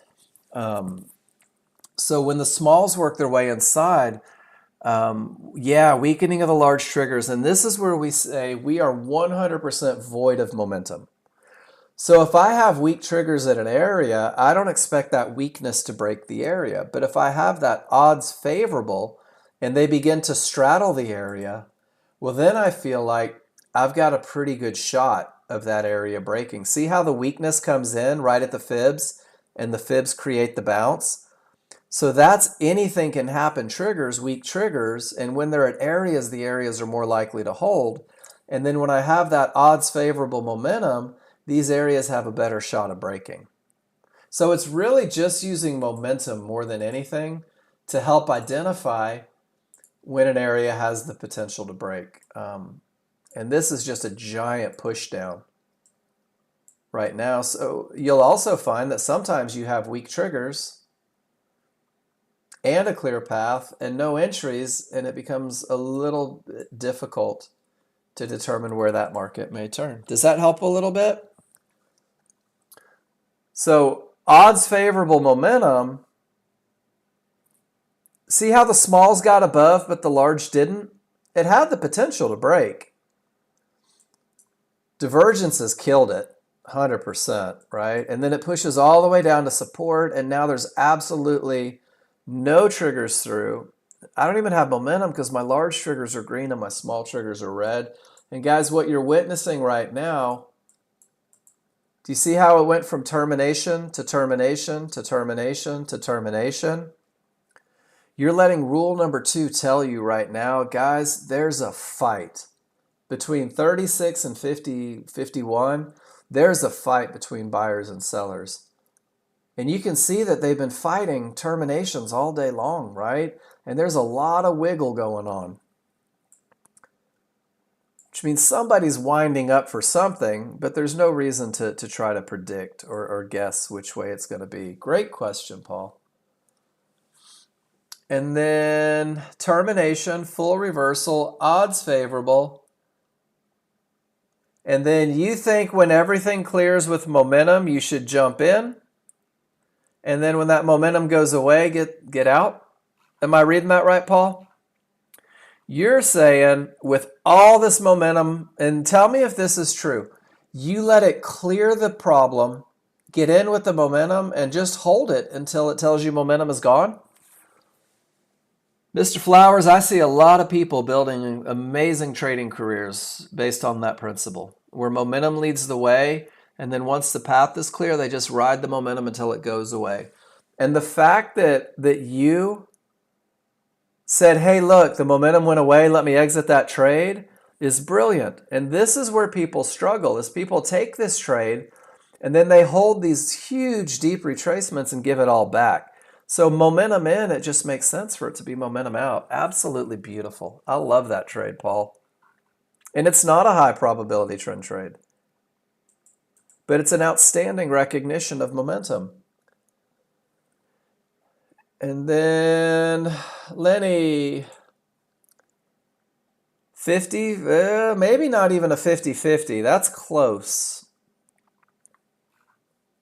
And divergence. I like your entry. Why'd you jump ship? Whoops. Let me see if I can read that. Went short because of favorable large triggers. Managed out when the background changed green. So your exit condition says, if this turns green, get out. That's in your plan? If that's your plan, rock solid. So let's talk about why it turned green. Can we do that? Because I think that your plan could use a little bit of adjustment. If you were open and willing, I'm not trying to change your plan at all. So we get color changes when the small triggers start to get above the large triggers, right? And this is really it. This is what causes the change. So when the smalls begin to get below, it turns red. And when the smalls begin to get above, it turns green. And that happens everywhere, always. And one of the things about using the small chart for entry is that we use the two triggers, right? We use both the large and the synthetic, and that creates our correction point. So what that does, Lenny, is it opens you up for the possibility that the small triggers may get a little bit above the large, right? You may get that little change, but the reality is you're still inside of where the market is most likely to continue. And this is one of the reasons why I don't really talk about the color of, oh, you definitely did. But this is why I don't talk about colors a whole lot as far as rules. I'll talk about colors in terms of making sure that your large chart has momentum, because when those triggers fight, that momentum begins to go away. But you'll find a lot, and I think you'll see this with just a little bit of study. Let's go find that trade on crude oil.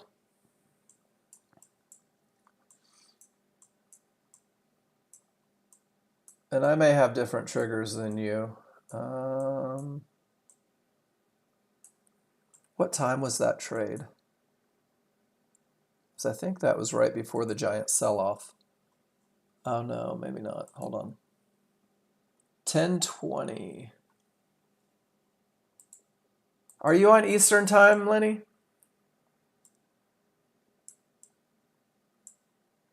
Okay. All right, so this was, mine looks different than yours. I may have a different template on mine than you do. Oh, that's the NASDAQ, no wonder. No, that's not it. That was crude oil. 10:20, man, your chart looks a lot better than mine. Well, ours look very different, and I'm not sure why. But you'll see this, you'll get that little hitch sometimes. And I guess that's the whole point that I was going at with this, is that, oh, you're still on 7, so that may be it. It might be different data too. But I mean, the software is written the same.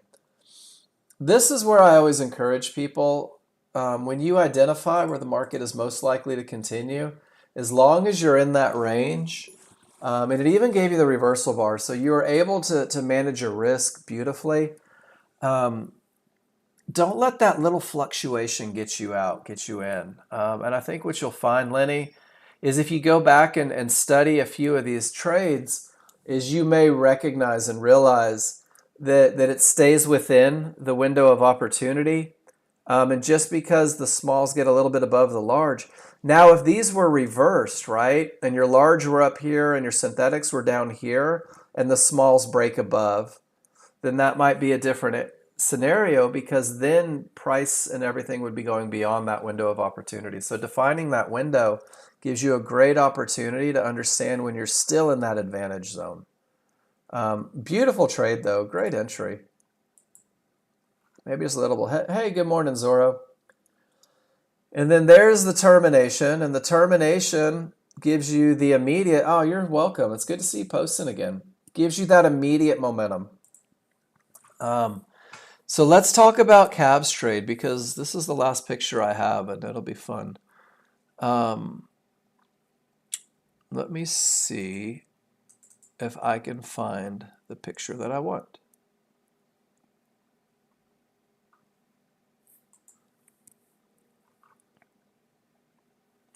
Cav is using momentum, but he is not using trend trade momentum. He's not using, maybe that's a different picture. Hold on. Nope. He's using the large chart immediate momentum. And let me show you exactly what I mean by that. Is when Cav takes this trade, first and foremost, he hits the termination condition. And that termination condition says, hey, we're not going short anymore, right? The rules aren't meant for a short. When the small triggers absolutely rocket up off of it, this is your first indication of momentum. You'll notice that the large and the small don't agree. So in 2024, Nexgen taught a trade, and termination holds, price comes up, pulls back to the small triggers, and go. Cav has turned this into a trading plan. So termination hit, small triggers roll, and Cav knows that the pullback to the small triggers typically lines up with a pullback to the large triggers on the small chart. Because there was no divergence, because the smalls are outside of the large, Cav says, let me catch this on its way up, and I'll take it up to my first trouble spot, which is going to be up there around these fibs. And Cav, I don't think that you could have done this much better. It's a beautiful chart read, and it's a trade that was taught 20 years ago because it's a trade that works. And then Paul Flowers, sorry. Do you notice Zorro's chart is very much like yours, the same thing that you're looking for, right? The mid-band's behaving as a termination. The momentum is its absolute strongest. Zorro lets it clear the area and gets out at trouble. And guys, I'm telling you, this is an awesome trade if you understand terminations. Hey, Gary, 5x5. Everybody can hear me, right?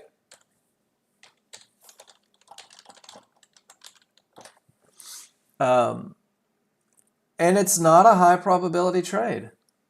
It's not a high probability trend trade, guys. This is you taking your unbelievably astute chart reading, understanding the advantages of momentum and when there's nothing in the way, and just capitalizing, just saying, gosh, this software, look at the gap, look at the clear path, and it's momentum on 3 charts. And I think this is one of the biggest make it work factors there. So great trade, Zorro.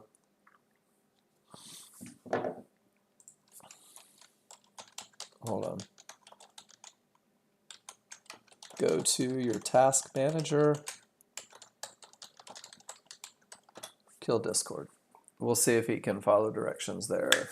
Guys, if you ever just can't seem to get volume, first make sure you're not muted, that you didn't mute the room. But second, if you go to your task manager and kill it like that, that typically brings it back. So we are through all your pictures, guys.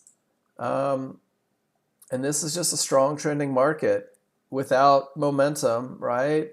We're losing it. And we have a clear path, and there are areas, and this is one of those ones where maybe eventually you start to take shots at it and feel good about it. And then look at this one, just stuck in a range. Just stuck in that range. They tried to push again, but they didn't. So let's talk about this pattern right here. Let's see if we can get it before there's too much movement. Because this is the perfect picture. See if I can blow it up a little bit.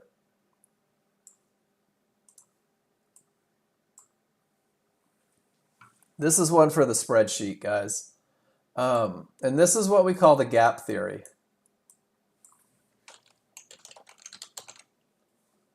And what the gap theory says, guys, this is a termination thing. if price accelerates away from the large triggers and hits an area, and this is the exact same look that will define your mid-band as a termination condition. Hits an area, price is likely to close the gap back to the triggers. It's like a slingshot. And I know that, hold on, I need to add something. It's likely to close the gap back to the triggers if the large triggers are a full bar away. And that's the key to this one. This is your reversal bar marker. Your triggers must be above it. And that means that the triggers are more than a full bar away, because what that reversal bar marker means is that that is the exact point where this bar becomes an up bar. So in this particular look, it is triggers above reversal bar marker. And it's just a pattern, and it's never guaranteed to work. But what it does for you is it builds a little bit of respect for whatever fib has been hit, and it builds a little more patience before you try that first short trade. Maybe you are prone to jumping the gun because you feel like it came from a good top.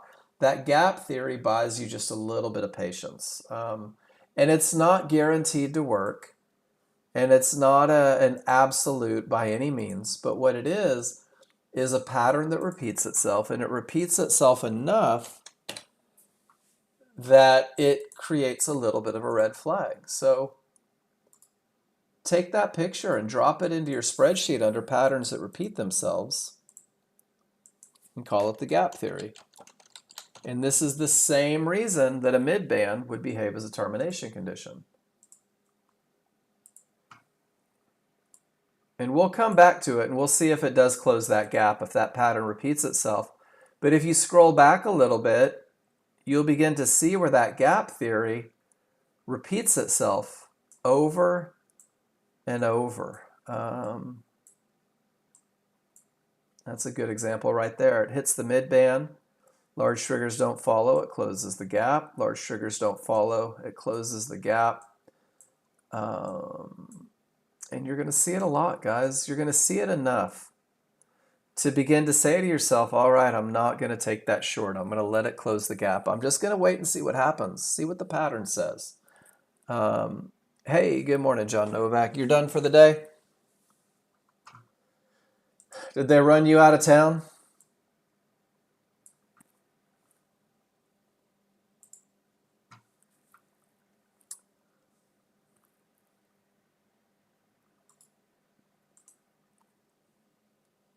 $5,000 is the best you could do?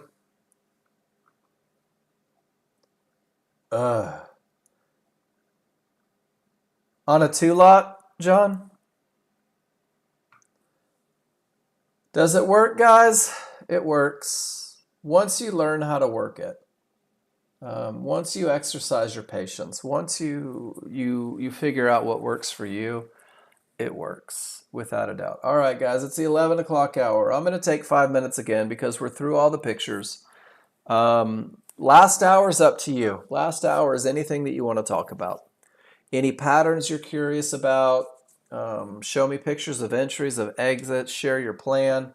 Whatever you want to do, we can do it. And John, we're recognizing the exact same consolidation on the S&P. And look at that. The exact same consolidation on the NASDAQ. Rule number 2, what an amazing thing. What an amazing thing. And look at that. They're still trying to get to those triggers. So guys, I'll be back in just a couple minutes. When I come back, the last hour belongs to you. Whatever you guys want to talk about. If you don't want to talk about anything at all, then we'll just sit and watch the ticks go up and down. I'll be back in a minute.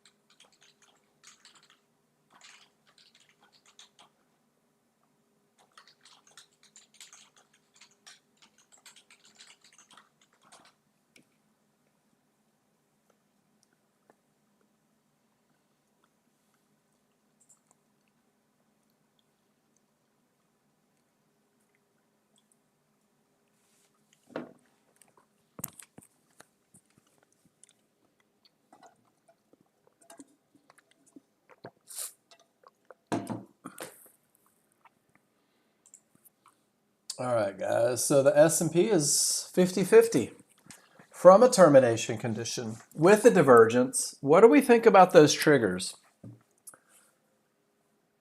Remember that the small triggers are a correction point, and this is just kind of a very basic approach, right?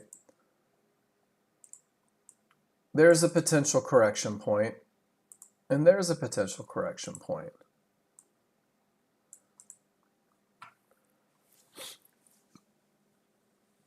How does everybody feel? It's not a no triggers through termination. It is odds favorable, but it's not a clear path.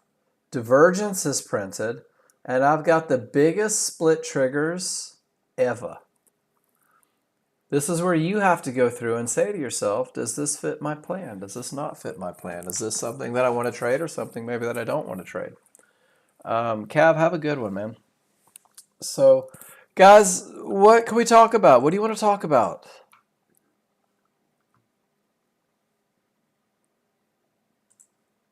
What can I do for you? Maddie, how you feeling? Robert, how you doing? People are jumping ship, huh?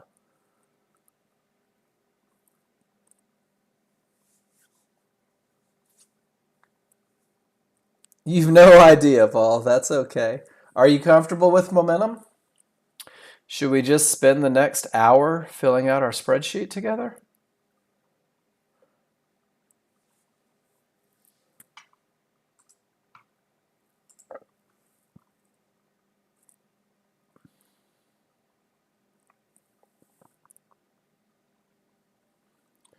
Yeah, Cindy, it takes a minute for everything to come together. And I don't know why that is. There's something up with data. It takes a while. I've heard my brother talk about it. I'm not sure what the reason is.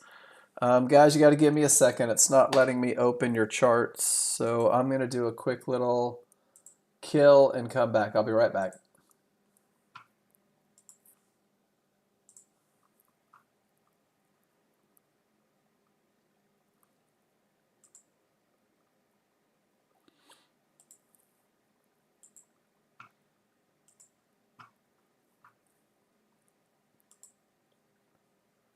All right, can you guys hear me?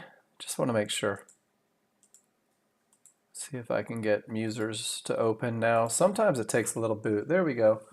Strong top, trigs roll wide, odds favorable momentum, not a clear path because of termination. You waited, the trigger started to weaken, yet momentum breaks the fibs, entered at the lowest fib, out of the fib. Not a rules-based trade other than momentum. Read this as price change direction where the mid band is a full bar away. Can act as a term. First of all, Muser, you just took momentum, you let it clear the area, pull back, and traded from the area. Beautiful. You took profits right at a big blue line with weak triggers. Beautiful. The gap theory is not a small chart thing. It's just not. It doesn't happen consistent enough on the small chart to be something that sets you up rules-based, I think. But great short with momentum, clearing the path, everything set down, and you just went down and took it to the next fib. Nicely done. That's it. That's exactly what I mean, Haji. When I say a no trigger through termination, I mean 100% none of the triggers break through.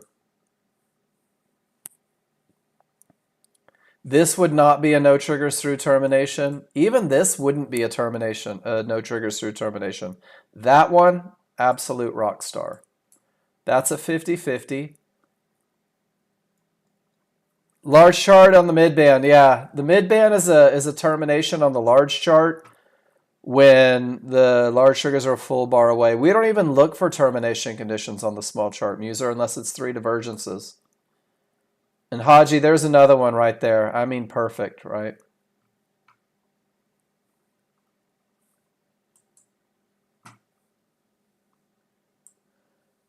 This is always one of my favorite things. Look how price dances around fibs. Isn't that cool? It's almost like there's people that are trying to make decisions there. And you don't really see it on the large chart, but you can see those fluctuations, those fights on the small chart.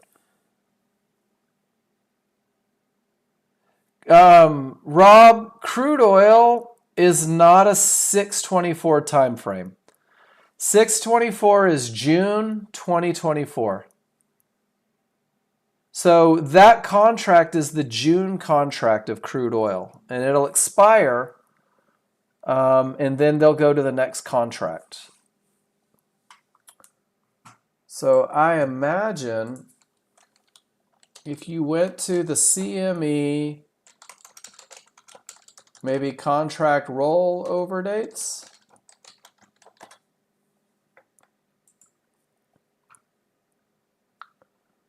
There's all the expirations and rolls for the indexes, stuff like that. So you can go through and look at them for all that. So Rob, 624 is just like you're writing the date, right? You're writing a check out. 6 is June 2024. That's the contract date. That's all it is. So the NASDAQ is in its June contract. The S&P is in its June contract. The RTY, probably in its June contract too, if I had to guess. The indexes are consistent. ES is the same. So the ES, NASDAQ, RTY, those all roll quarterly. So every 3 months, you're going to have a contract roll. When you get to crude oil, it rolls on the 15th of every month. Oh, you bet, Abdulaziz. So that one rolls monthly. The CME website is a great spot.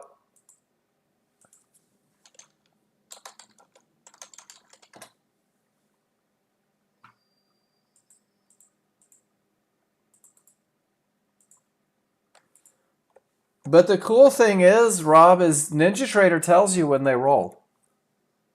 NinjaTrader will give you a big pop-out that says, hey, Rob, they're rolling. Do you want me to roll them for you? It's kind of cool. It takes a lot of the gut, because I don't remember when these things roll, really. I know that crude's on the 15th, but if it weren't for NinjaTrader telling me, I would never know that the S&P was going to roll. It has nothing to do with the trades, Rob. The trades have nothing to do with the dates. Nothing to do with the dates. The trades have to do with the information on the chart. That would be like trying to determine your bank account balance based on the date you wrote on the check. Does that make sense? So, okay, so you're looking to build a corn chart. I got you. See, you should have led with that. So check it out. I see what you're saying now.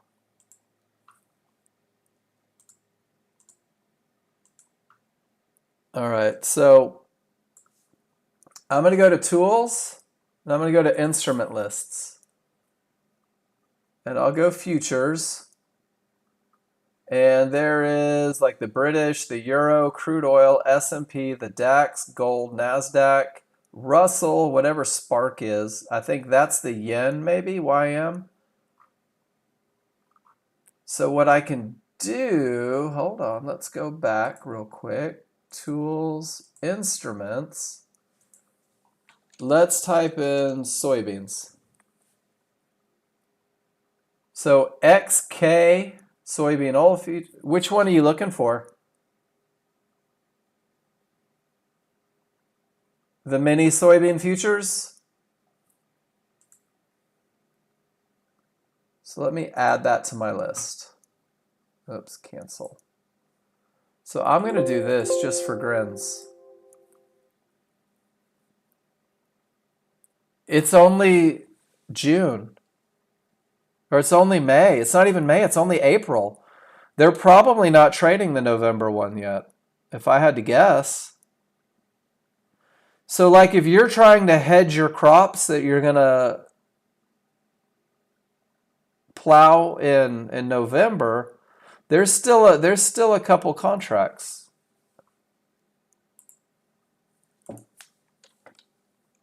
And we're getting out of my area of expertise.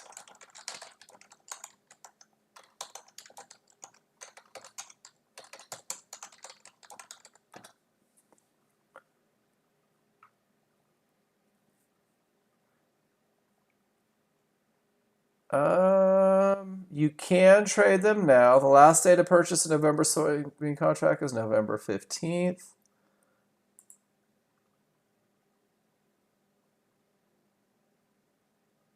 ZS. So ZS appears to be the one. So let's do this real quick.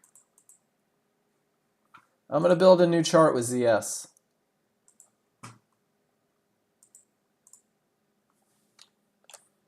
ZS11.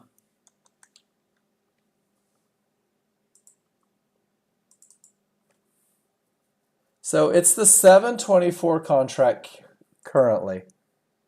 So it's in the July contract right now, which is, I guess, going to expire in November. And I don't have the data for it, but that's all you have to do. And then I would want to put a template on it.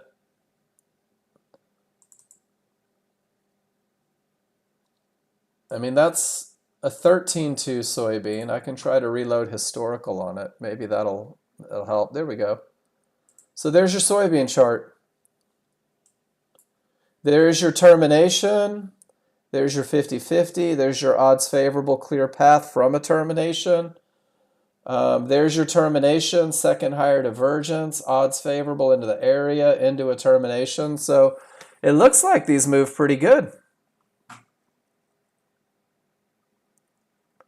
So ZS 0724.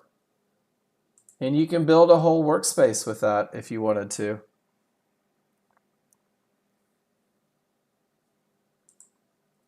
Are you looking to day trade it, or are you looking for longer term?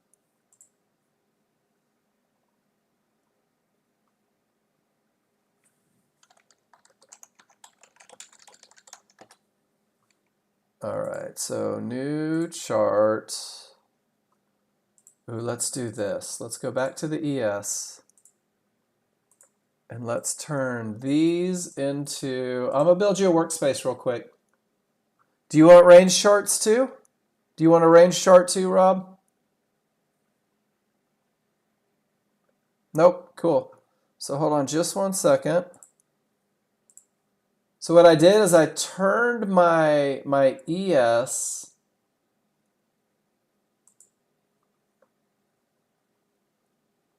oops, hold on. Let me close that one.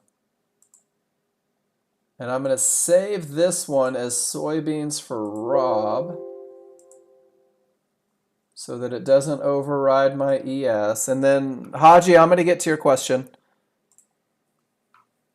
And then I'm going to go to my NinjaTrader 8, and I'm going to go to my workspaces, and I'm going to take this, and I'm going to compress it to a folder.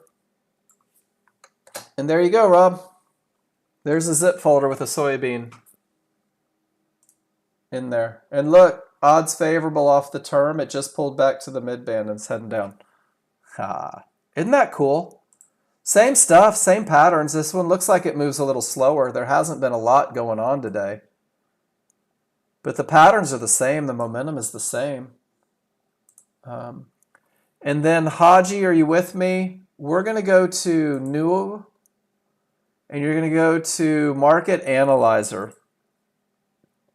And then off the Market Analyzer, and I'll give you the link to this one too, you're going to right-click and add a template. And there's only one option.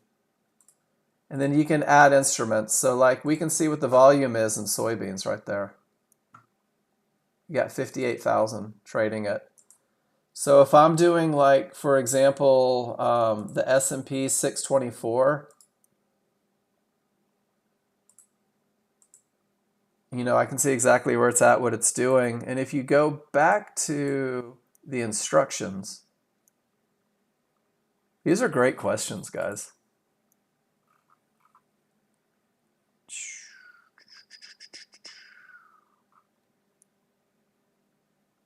Go to, where is it? There we go. Here's the instructions as well, just to help you out with it, Haji, if you need it. typically when contracts roll, the volume stays kind of split for a little bit. And that's a great way to recognize whether or not you're trading a split volume or something like that. So, and Rob, that's my first soybean chart. And then what you can do, Rob, is you can take this chart, right, this workspace, and if you wanted to find corn, you're welcome, Haji. I guess it's XC, ZC, so we could take ZC. I know that it's ZC, so I'm going to take that same one, and I'm going to turn ZS into CZ,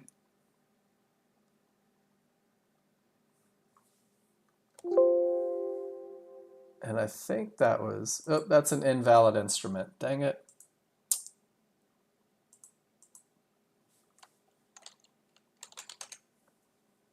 We'll try XC.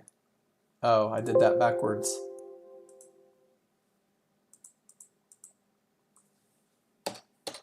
So you can do really anything you want. So I can turn that into corn futures.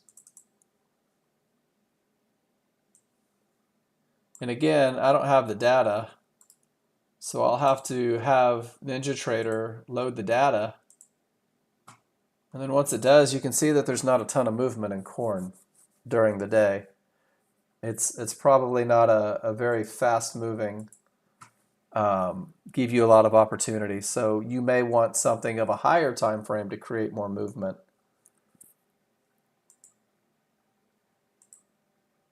But that's how you do it, Rob. And then if you need help, man, I'm always willing to do it. Let me make sure I didn't miss a question. We got the terminations. We got the rollovers. Crude oil had those weak triggers, and sure enough, there was a deeper retracement, multiple divergences. Uh-oh, did I close my ES? I did. I closed my S&P. Sorry. So once that opens up, I guess we can do some stuff. What else do you guys want to talk about? The cool thing about this class, guys, is nothing's off limits. The only thing that would keep me from giving you what you want is if I don't know the answer, in which case I will try to find somebody who does.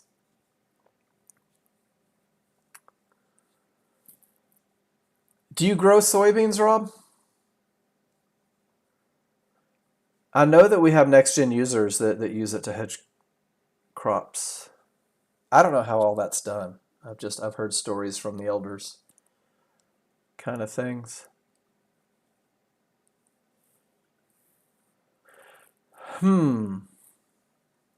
Quiet class.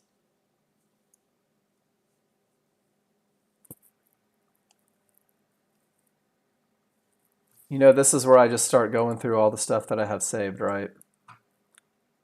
How about this one? 6 signs you know you're maturing as a trader. I like this one. First you manage risk and then you manage reward. This one's really cool because I don't think you guys realize it the way that you could or should, is that Nexgen users manage their risk extensively by understanding how to read their indicators. Nexgen users manage their risk by insisting on momentum, and they manage their risk by not trading into areas, and they manage their risk by waiting for low risk entries, and it's pretty cool because that makes you all maturing. And then you manage your rewards. When you find yourself relaxed, it means that you trust the plan, and that takes a while. When you don't force or chase trades, when it's not your adrenaline fix. Number 5, I think, is the hardest thing for anyone to do, is you follow your trading plan, that you have rules, and the only option for you to get into a trade is whether or not your rules are met. And then this is my touchy-feely one, guys. You're still a good person even if you suck at trading today. You can get better at trading always. So be a good person that's better at trading.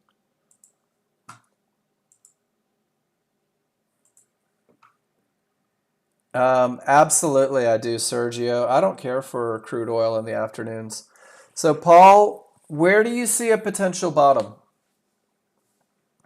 I see weak triggers from the middle of nowhere, right?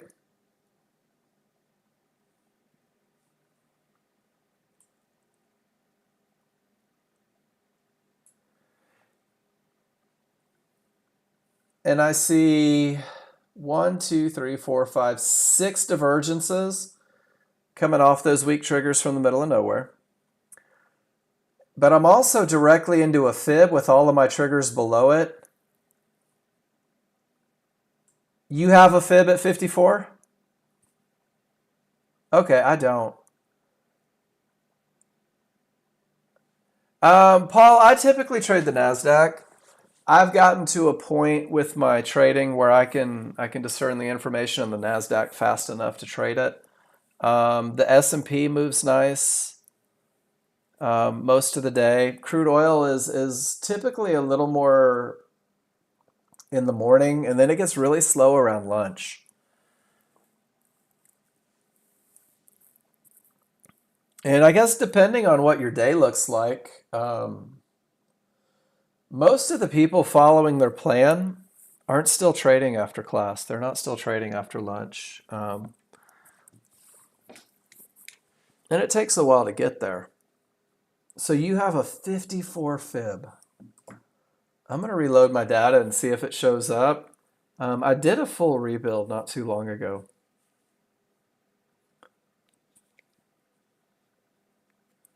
Maybe it'll be there, maybe it won't. Maybe I need to reset my database and repair it. Guys, if you ever don't line up with me, it doesn't mean that you're wrong. It could very well mean that I'm off. I do so many changes and writing on my charts that sometimes I corrupt things and crash things. You have 5-1 support? Yeah, see, I don't have any fibs there at all. I believe you. Look at the reaction off of it. The S&P, Paul, Mr. Flowers. I'm going to call you Mr. Flowers. I hope that's okay, because I've got so many Pauls in here. If you go to your workspaces, mine look a little different, but you're going to have S&P and crude oil and the RTY. You're going to have gold. I mean, you can go through and you can really look at any of this stuff. Because the patterns repeat themselves. The only thing about the NASDAQ is the NASDAQ moves so fast that it's no longer a 13-2-5-1 setup. It's a 34 and a 13 setup. It's so fast that it has to be slowed down with larger charts. Here, I'll open mine for you, and I'll let you take a look. But once you are comfortable with your patterns, once you're comfortable with your rules, the NASDAQ presents a lot of opportunities. But if you're not like 100%, if you second guess a little bit, the NASDAQ will absolutely eat you up. I think gold is similar. I think gold it moves on a smaller time frame, but it moves erratic the same way the NASDAQ appears to. Crude oil and the S&P tend to be pretty smooth running. The RTY is even pretty smooth running. It's lesser value. It's $5 a tick instead of 10, which is appealing to some people. So you can always find something. So I'm opening up the NASDAQ, and one of the things that you'll notice is my NASDAQ is a 13.2, and my NASDAQ is a 34.5 rather than a 5.1 and a 13.2. So what is normally the large chart on any other market is my small entry chart for the NASDAQ. So it uses a little different templates and stuff like that. And it whips a lot. But I mean, support is still holding over here the way it should. I like you momentum traders will probably love the NASDAQ. You guys that do that little jump in when it clears, the ES is the S&P. It sure is. S&P 500. That's the futures. The RTY is the Russell. But the cool thing is you could load up a Tesla chart. And you could still go back and find these patterns. You could still recognize termination conditions and momentum. When our father retired from Hewlett Packard, my brother built a Hewlett Packard chart so that he could get the most out of the stocks he was about to cash in. Kind of cool. Good questions. These are the things that you sit around wondering and you don't think to ask in class because it doesn't seem like the right question for class. But guys, all the questions are right for class, no matter what they are.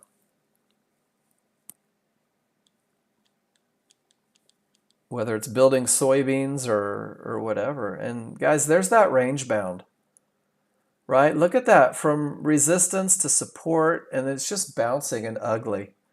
And this is why my brother walked in the room and said, hey, we're done over there. Because when the path isn't clear, guys, your advantage goes away. And you could sit there and give it back and be bored and stare at the screen, or you could go take your dog for a walk or have lunch with your wife or husband or whatever. So, yep, and now it's breaking. There we go. But do you see how, Paul, this moves the same way that the S&P and crude oil appear to move? I believe it's a part of the new ones. But this is a 13.2 chart. So this is the same chart that's your normal large chart. And this is moving, this is a 34, 3 times larger than this one. And it still moves like those others move normally. And that's why the NASDAQ is a little more difficult for new users. JW, I believe it gives you the newest update. I believe it does. You could send Jason a quick message and ask him. I don't know 100%. I got the update before it ever came off the installers. My brother gave it to me. Are you just trying to get a hold of that update? I may have it saved. Hold on.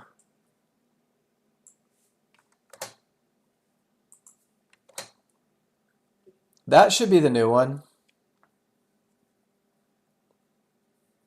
That's my newest NinjaTrader install from downloads, which would have been the one that I got from my brother. Just sim it, Paul. Guys, I screwed up. I blew out like 20 accounts trying to learn to trade the NASDAQ, doing Apex accounts, just literally throwing away my money. There should be a way to see what version you're on.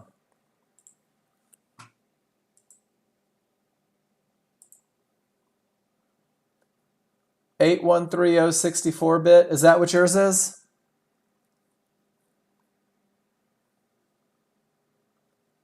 That should be the newest version. Just go to Help and About.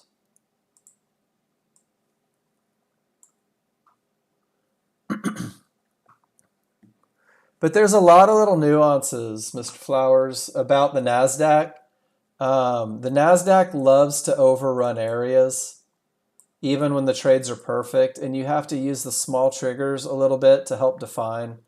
And there's a lot of just little things that make trading the NASDAQ a little more difficult. Not difficult, just you have to be so in tune with your chart reads so quickly. And if you already have the idea that you want to fight things, the NASDAQ almost always wins the fight. You say this is what not to do, Cisco? Why is that? Termination. Pull back with momentum. Pull back. Oh, and then jump ship.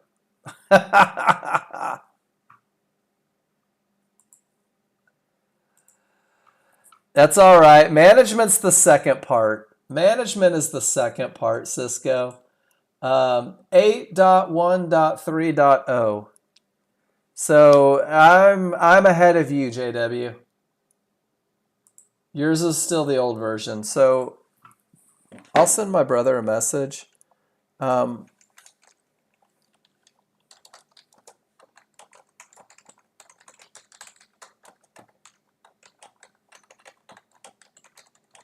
I'm sending John a message real quick. He should be at his desk.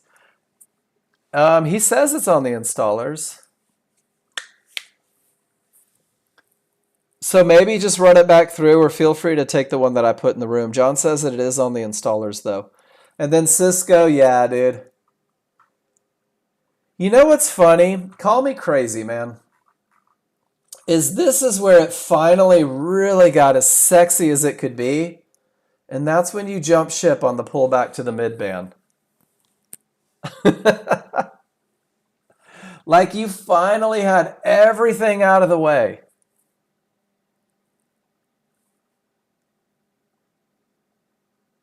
And that's the one that got you. Was it the divergence? Let's talk about why you got out. Was it the divergence? Because we can fix that. Because with momentum, right, coming from a termination, a clear path, one divergence doesn't do anything but get me back to that best entry. It's hard to pick up in the moment, though. It really is. It's hard to grab that in the moment and feel comfortable with it. I love everything you did all the way down. Just momentum direction, momentum direction, momentum direction, and then boom. That's all right, Cisco. You got to do this every now and then, just so you don't do it again. Wouldn't you agree? Guys, if you're ever scared of losing or making mistakes, it's going to hinder your forward progress, especially on simulator, right? Like you got to make those mistakes, but you got to go through and you got to learn from them. So how would you manage it different, Cisco? That's what you have to ask yourself. What got me out? How will I do it different next time? Because if all you do is accept that your management wasn't good, then you're really not doing yourself a service. I would say stop where the market shouldn't go. I would say with this look on the large chart, my stop goes where the market shouldn't. If I'm going to hold, if I'm going to get to that fib. That's it. Little annotation. You'll look at it tomorrow and it'll put you in like a great mindset. And then Paul, your fib's holding, man. I should have your software.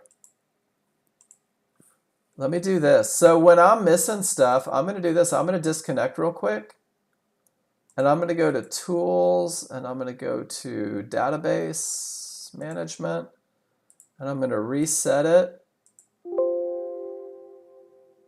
And I am going to repair it. And then what I have to do is I actually have to close these things down. This is one of those things that I'll do too, guys. If I feel like something is off, I'll get rid of everything and I'll shut it down. And then I'll pull it right back up. And we'll go back to crude and we'll see if ours match after that, Paul. They may not. I don't think NinjaTrader 7, NinjaTrader 8 makes a difference. Because the reality is it's the exact same software. It's the exact same DLL code. Like it's everything that is exactly the same between the two. The only thing difference is the platform. So let's see if maybe me resetting and repairing my database makes a difference. And I'll do this. I typically do this twice a week. I rebuild workspaces every week. I clean everything out every week. It may be time zones as well. Are you in Eastern time zone, Paul? Paul W? And sometimes even data providers, days back. There's so many different things that can affect. Nope, I still didn't have a fib.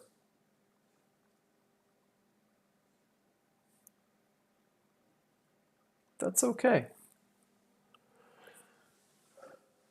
All right, what else, guys? What's on your mind? I'm going to go ahead and shut down the YouTube. So YouTubers, thank you so much.